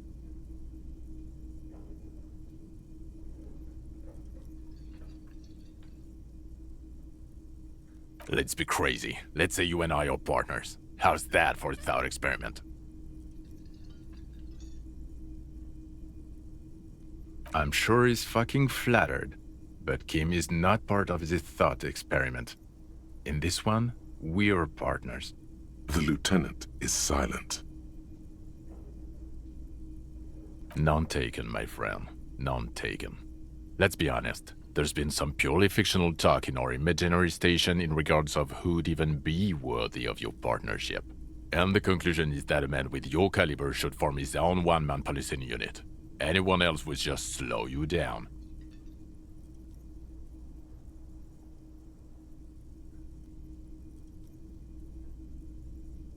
Oh no. You see, I enjoy watching other better cops solve crimes.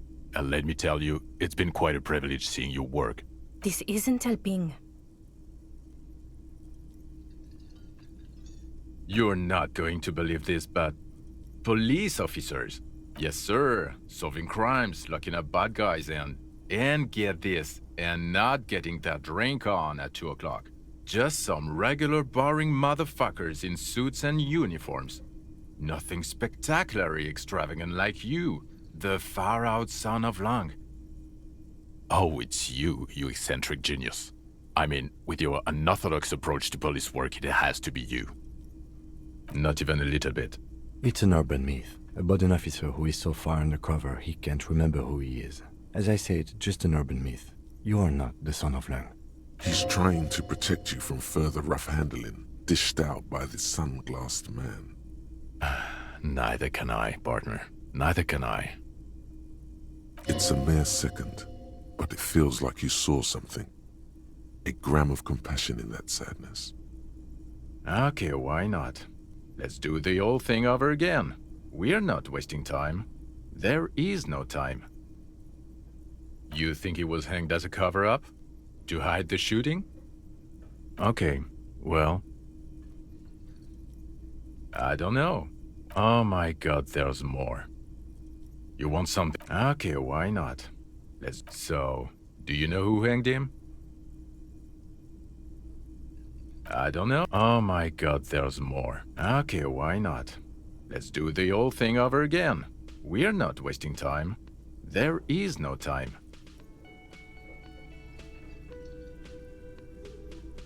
A cover-up. Well, the author of the cover-up is You don't have a motive? Then the double cover... I don't know. Oh my god, there's... Okay, the man with the sunglasses and his hypothetical Station 41. Weird, right? There's something missing here. Something you can't put our finger on. You know what? Just ask him. I know it sounds crazy, and you'll probably get laughed at. But still. Yes, just cross it off the list. It's probably not true, though. Again? I can't believe this shit. I'm going to say no. Just to see what you'll say to that. Wait, okay? Jean, he said okay. Give it a rest. Okay, I was clearly wrong. He is a firefighter, male nurse, animal control agent, something of that kind. Not a cop. Go on with your cop work. Don't let me stop you again. Yes? What is it? God damn it, you leave her alone. Keep your weird bullshit to yourself and be professional for once, for fuck's sake. Can I actually help you with something? Yes, of course. Preposterous. I mean, you would remember if they were, right? Who forgets their squad mates? That's not possible. Of course I'm with him. Why do you ask? You're an asshole. You know what? Maybe we're both assholes. Please, let's not turn this into another exchange, okay? That was pretty good, Harry. Wasn't it, Jean? Huh, that was... Yeah, that was absolute shit, if you want my opinion. Drunken shit. Haven't wanted anything to end this badly since I had cluster headaches. Horrible. Truly horrible. I beg of you, don't ever subject anyone to this torture again.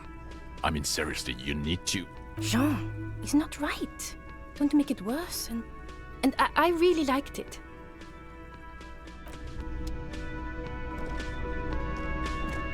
Again? I can't believe this shit. It's not my style, he thinks, glancing at the man. I'm going to say no. Just to see what... God fucking shit. None of this is great news for him. Okay, I was clearly wrong. He is a I'm going to... Okay. Jean. Okay, I was clearly wrong. He is a firefighter, male nurse, animal control agent, something. Okay. It's a mere second, but it feels like you saw something. A gram of compassion in that sadness.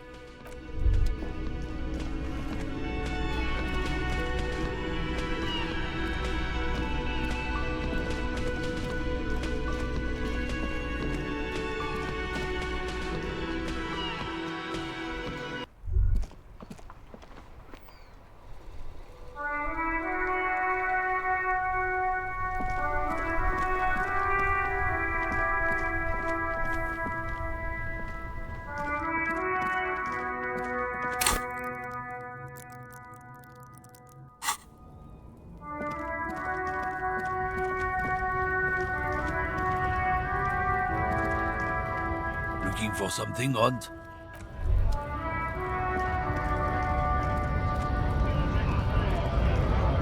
There. Do you smell that?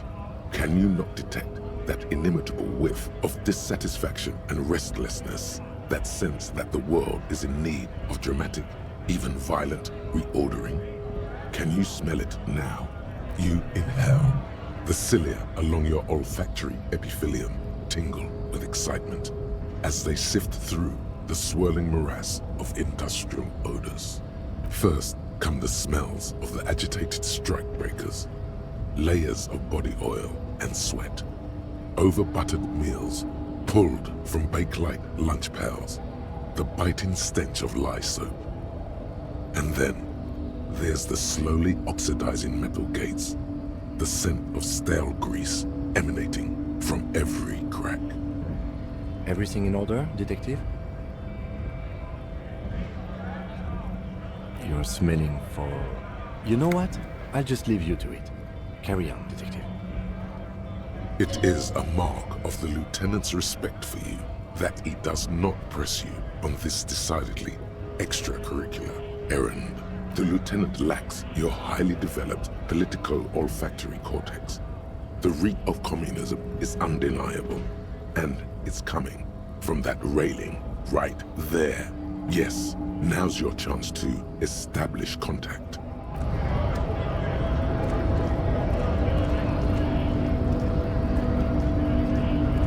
Hola, Wandering Man. How can I help you now?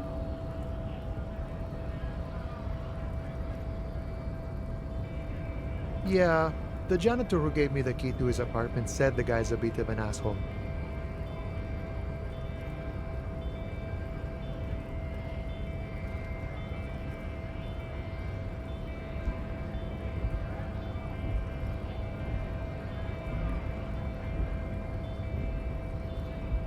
Like I said before, I don't know much about this weasel, but the bossman said he's a real piece of work.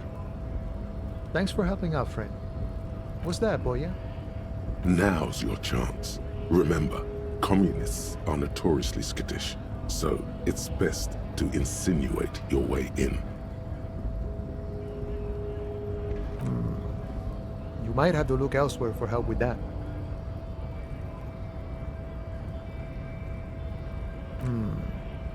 Have you tried a butcher shop? Okay, maybe it's time to abandon the subtle approach. Could be coming from one of the jam lorries. Cargo's been sitting out for a while. Okay, maybe it's time to abandon the subtle approach. Ah, now I see. Can't say I'm surprised. You seem to take your communism seriously. Not a bad thing, mind you. It's good for a man to take time to think about the whole socio-political world picture. Oh, he certainly likes to take his time with things, especially when politics are at issue. So you've given up copying and now you're hunting comunistas. Care to say why?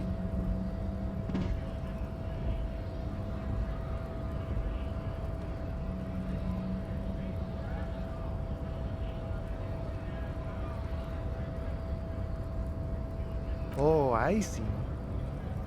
I wish I could help. Unfortunately, I don't know many comunistas.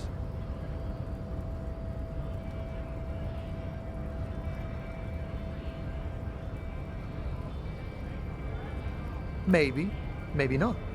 Either way, I'm not institutional. A man's got to blaze his own trail, in my book.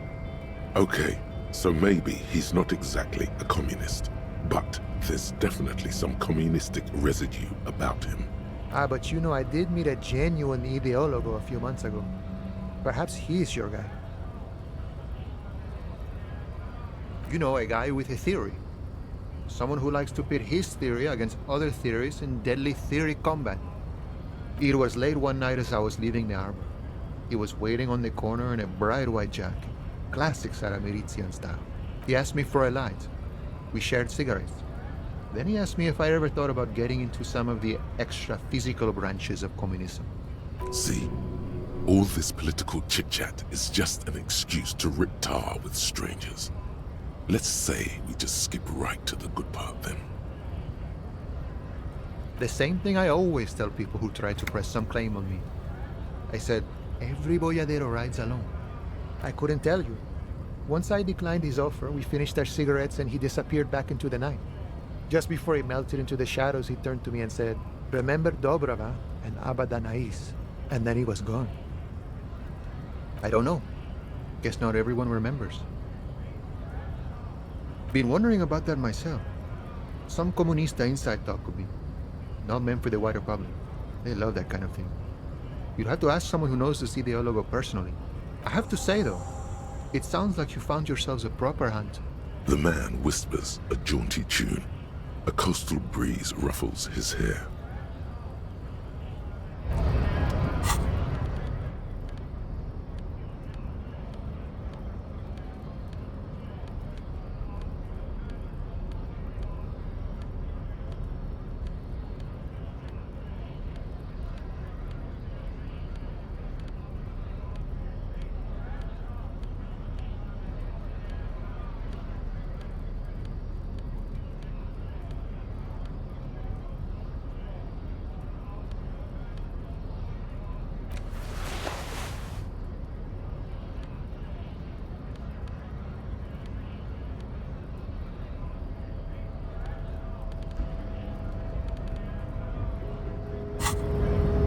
Hola, wandering man. How can I help you now? The encroaching doom is golden red. It is inside you, but also outside, on the horizon, by the water's edge. Innermost, but yet to happen. Things make sense from that angle. You're Tequila Sunset. You have always been Tequila Sunset. It has always been too late. Boyadero! You see his eyes turn teary with appreciation. He is extremely happy for you. You receive a good, strong handshake in return. A really cool guy. It feels like there's an entire history behind the word. But it doesn't really matter. You got it. He takes a swig from his flask, then offers you some. The idea of alcoholic swill sloshing around in your bloodstream feels fairly unappealing. And then we might go out together, which sounds fun. But I guess I have a strike to watch. So, anything else you wanted to discuss, Boyadero?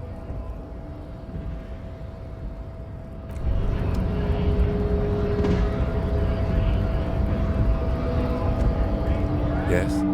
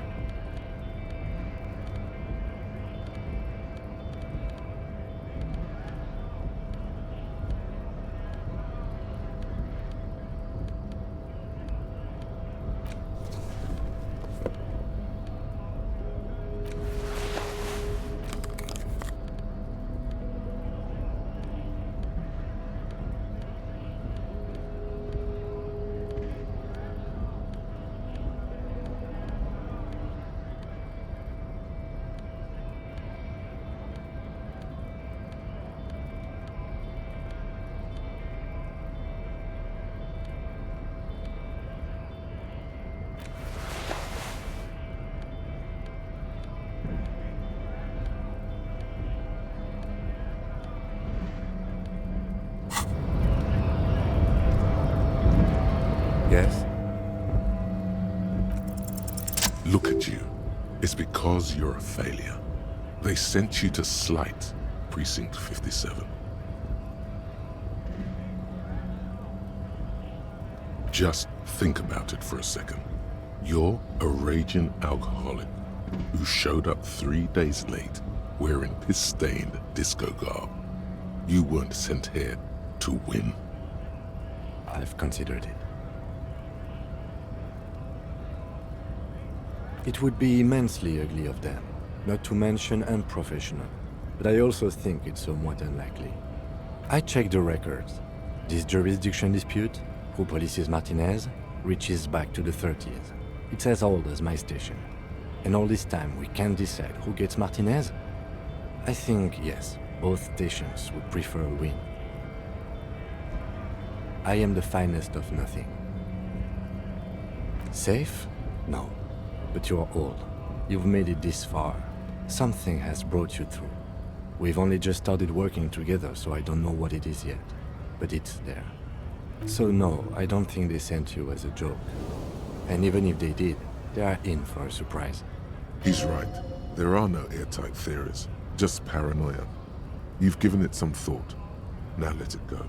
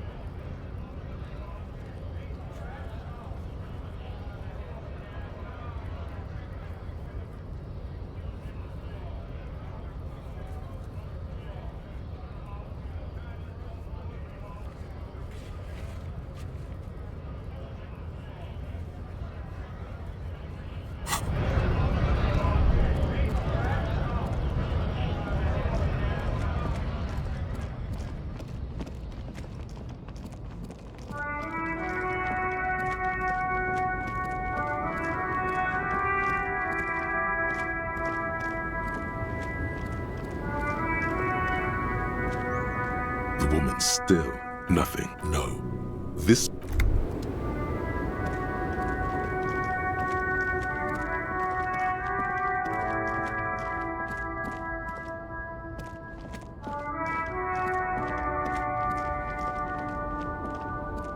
An old monument stands.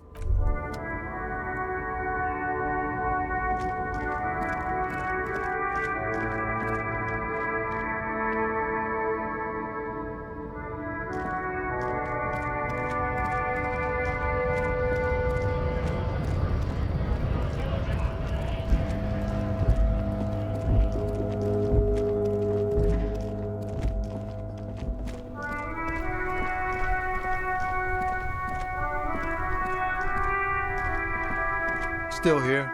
Stuck in this damn jam, my man.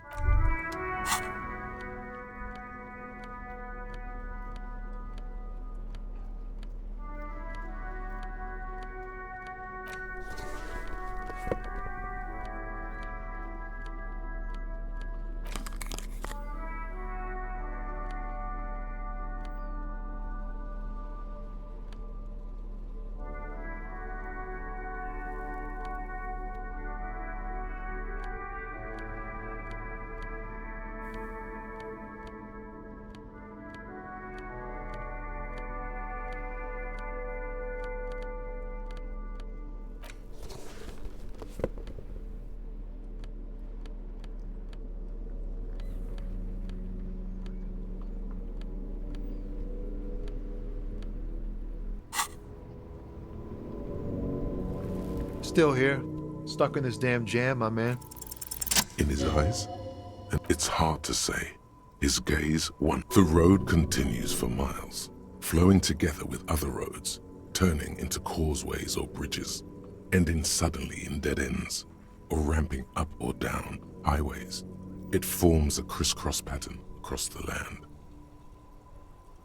Above the Jamrock Quarter, in the form of a raised motorway, and then the never-ending sprawl of Forburg, high above buildings, new and old, the air filled with the rumble of motor engines.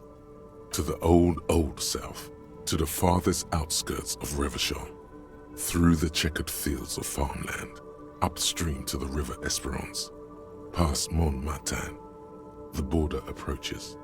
You cannot see. It's out of the city. Up ahead, the mist blocks all sight. A gale blows across your cheeks. It is cold, Before you stands a tall lorry driver with sad eyes. Excuse me? A flinch jolts his frame. The question has touched a nerve. Man, I don't know what to say. Not much anyone can do. There's no helping in absence, you know. I miss my family. They're all I have. My wife, second kid on the way, waiting all the way in Diora. And here I am stuck in this shit, so far from home. Diora of the Seven Seas. It's on the other end of Le Caillou, pretty much, on another island called Laurentide, off mainland. We've got a little place there. Can almost hear my kid laugh when it snows. What's it like? Good. And bad. An ache that brings you joy. I think of them a lot. I dream up these silly scenarios in great detail of living with them. It comforts me. What about you, Copman? You missing someone? Is that what it is? This feeling? No, it's scarier than that. You're pursued by a hunter, smelling of apricots and sorrow, and the past. I feel for you, my friend. It's bad enough to know who you miss. Missing like that doesn't feel like it has much of an upside.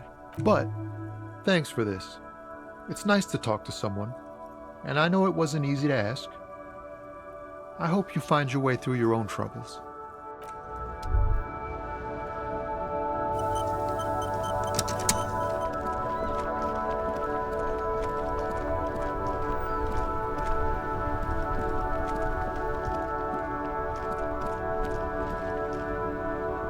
Inside, you see a set of steering levers, a radio microphone, a pull-out toolbox. As you tap on the gauge, the indicator pin jerks as if startled. It's in the large orange sector, indicating the engine is warm. Next to the gauge is a red switch, labeled heat. No, that's enough fun with the foldable headlights. I know they are mesmerizing. They're also fragile.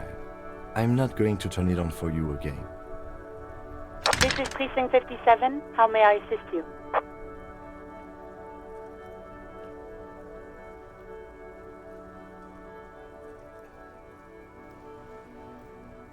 Just a moment, officer.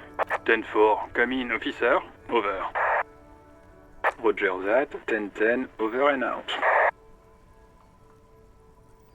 This is Precinct 50. Just a second, officer. Sylvie Malaika on the line for you, officer. Yes, hello? Oh, great. What else do you need, detective? Well, you tried to jam it down the toilet, sir. I am sorry about that. Anything else, detective? No, absolutely not. Ouch. That's like 20 points of pride damage right there, buddy. You hear the call breaking up on the other end of the radio. Anything else I can help you with, officer? Hold on, officer. I've got Central Jamrock Public Library on the line, and I've already introduced you to their librarian. Connecting the call in 2, 1. Yes, this is Central Jamrock Public Library here. How can I help you, officer? He sounds worried, yet ready to assist. This is how people get when the police call. Billy Majon, you said. Give me a moment, I'll have to check our database. On Moreau Drive in Central Jamrock, in a darkened hall lit by orange desk lamps far away from the noise outside, a middle-aged man taps commands into an old radio computer. A printout falls on the desk. Behind him, a lonely reader scours some dusty bookshelves, looking for a paperback. Yes, hello, are you still there? I found Billy Majon's home address, is that alright? No phone number, unfortunately. They're too poor to have a phone line.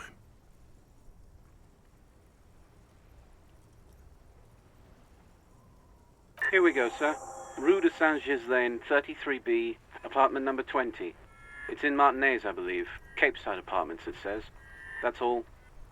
That's where the smoker on the balcony lives, isn't it?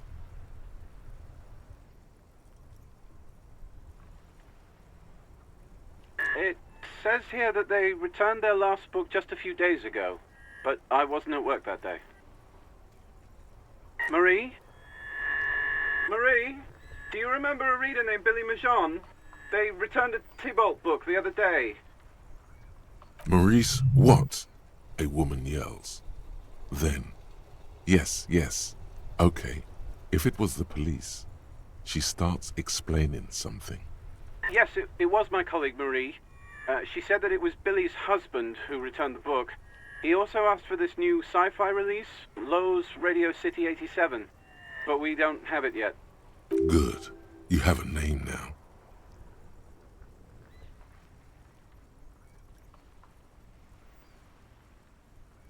Marie? She said it was an older man, and that she's pretty sure he'd had a drink or two the last time she saw him. 1 second. Sorry, Marie wasn't really paying any attention to that?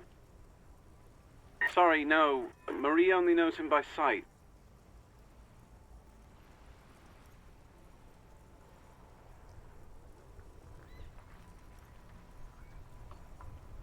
Marie knows Billy. She's been working here longer than me. Sometimes her husband returns some books for her. And then goes for a little drink later. On the lookout. Happy we could help. Goodbye, officer. Anything else you need from me? 57's over and out. In the cabin, you see a set of steering levers.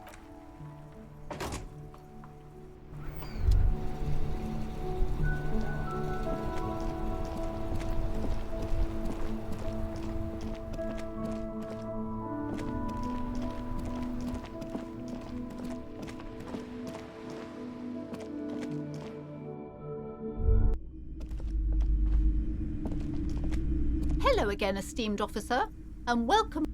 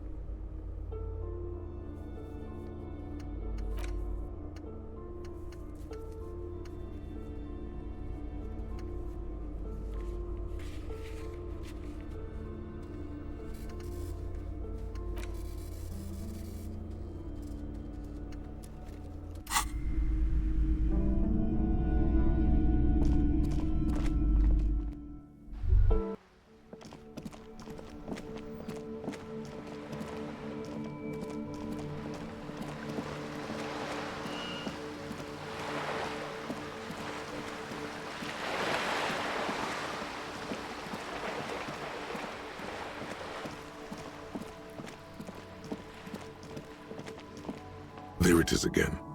There's a spectral scent haunting this pair, no doubt. And it smells like sea brine mostly, because it's a pair. Years of turmoil, of hopes and dreams, ground beneath the inexorable tides of capital.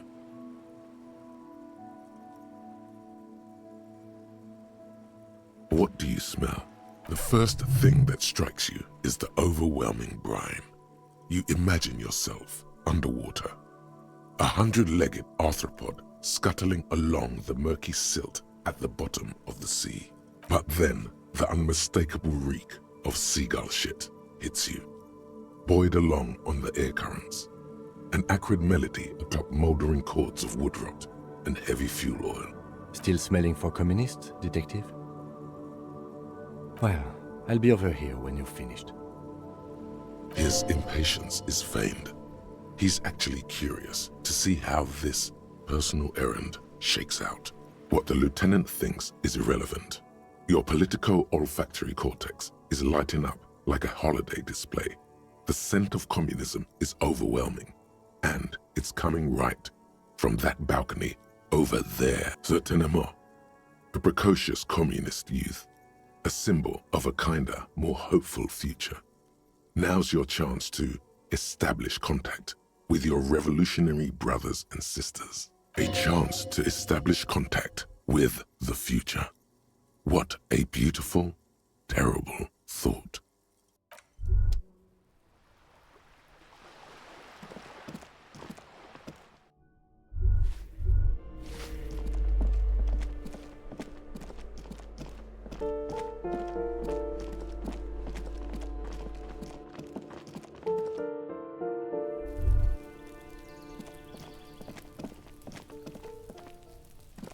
A weathered brown door. The number reads 20. Something smells good. Soup allongio. The lieutenant motions to you to go ahead and knock. This is the door. You already know it's the right door. This is going to be so hard. Get yourself together. It's just police work. You're right. Let's talk this through. You hear light footsteps passing by the door and some folk music playing on the radio. We have our first preliminary identification. In all likelihood, the deceased is the husband of Billy Méjean. We need to confirm this, as well as deliver the death notification to Billy herself. Now, delivering a death notification is never an easy task. There's a reason why it's often called the most stressful part of our job. This is why it's usually done in pairs. You got this. I'll be monitoring reactions, ready to act if necessary. Dead? Just don't say that you know how they feel. You don't. Good advice.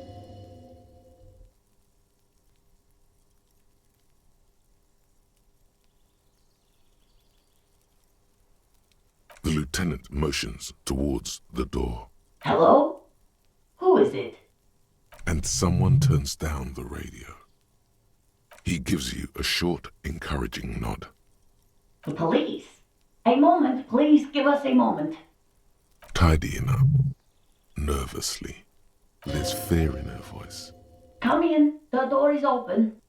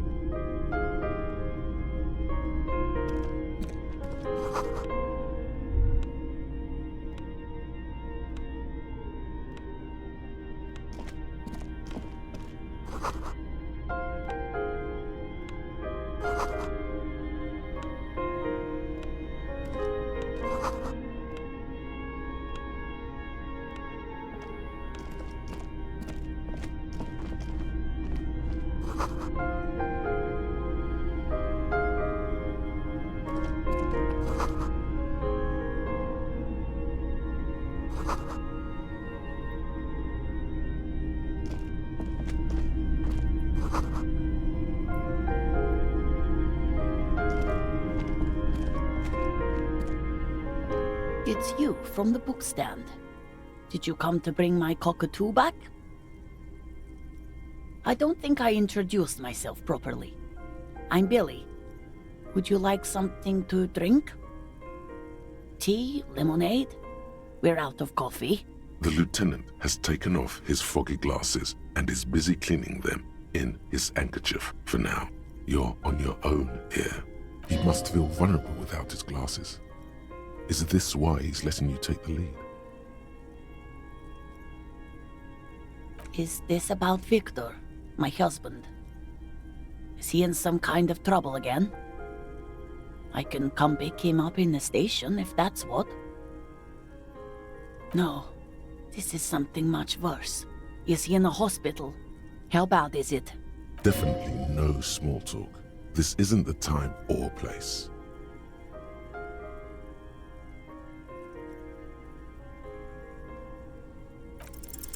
You've done this before. Just keep your focus.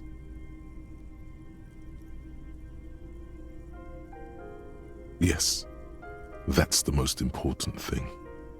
Use that word. What did you say? A great and terrible spike. The blood freezes in her veins. Oh. Oh. But he was just... But he was just here. Alive. We understand this comes as a huge shock. I want you to know that me and my partner are here for you if you have any questions. What happened to him?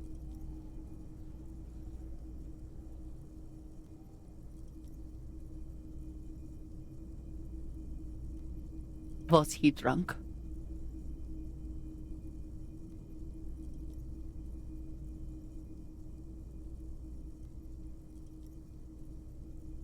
I see. And you just found him there, lying in the cold. How long had he been there? If you say 2 days maybe, it will be etched in her mind forever.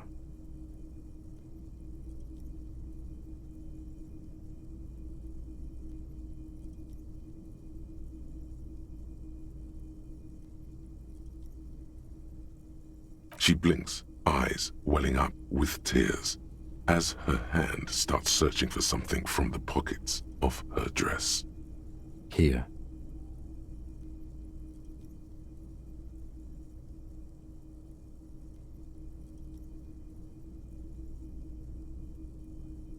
No.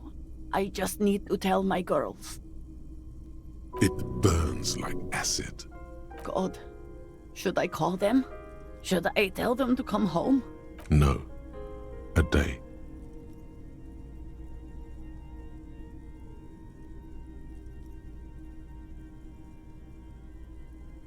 Good. That's probably the right thing. Thank you. Just tell me, what do I need to do next? Where is he? Can I see him? We've taken him to the city morgue. The local coroner will be contacting you shortly to arrange the funeral. Here's his number in case you want to contact him earlier. Is there anything else that the RCM could do for you? No, I'll call you if something comes up. I'm still... Thank you. Thank you for telling me. I'll call if... These are her last reserves of strength. Her muscles will give in soon. Already, she starts to shake. We should step outside and talk.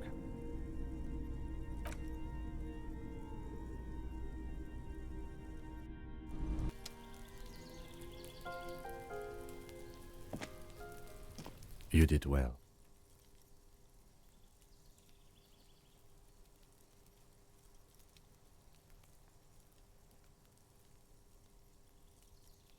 You did enough.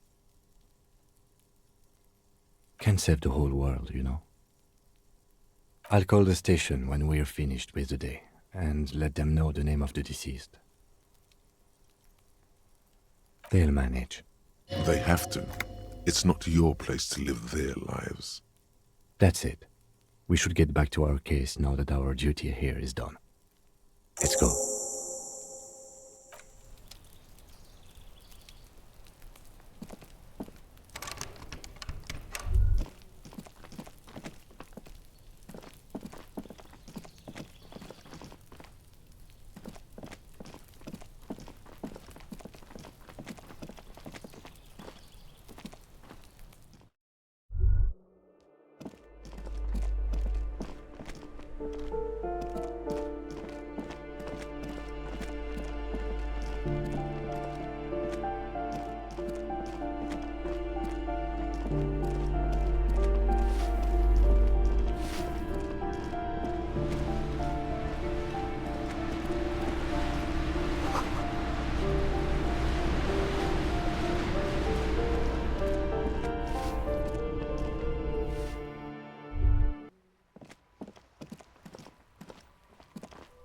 Hello again, officers.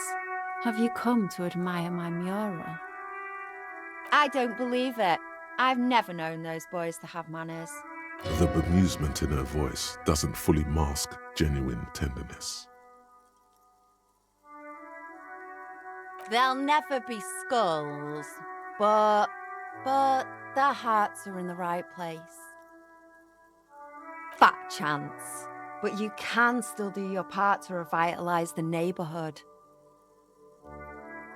She throws you a conspiratorial glance, then presses her finger to her lips and squints up at the sky.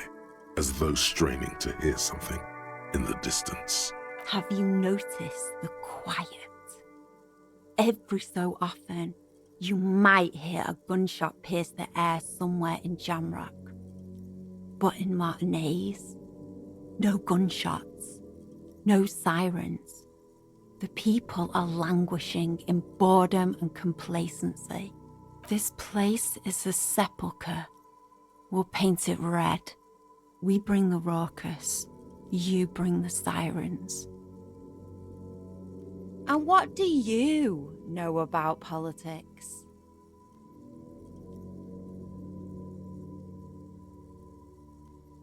Well, well.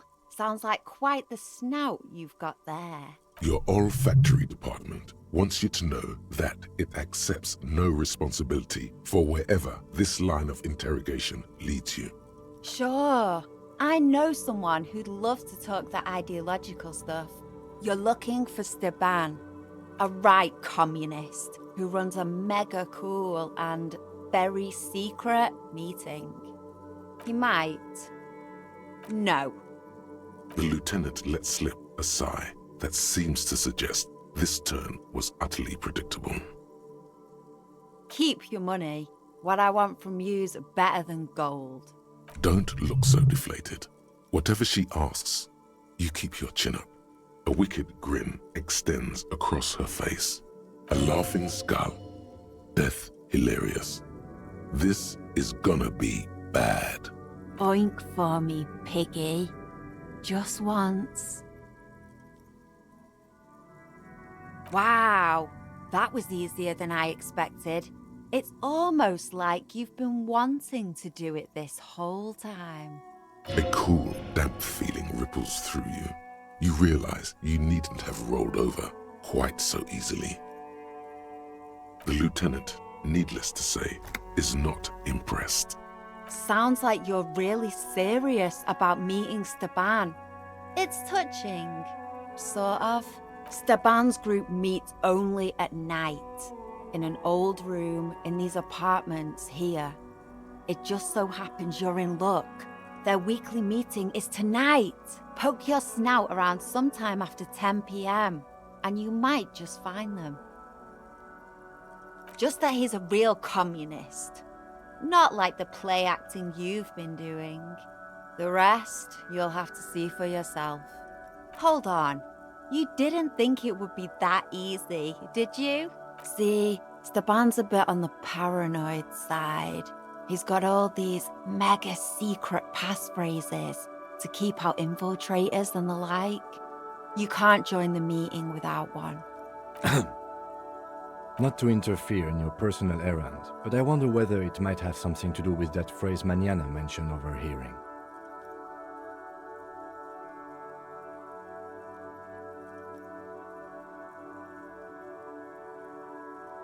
The lieutenant nods. Guess this is what happens when two pigs put their heads together. That's enough. Off with you then.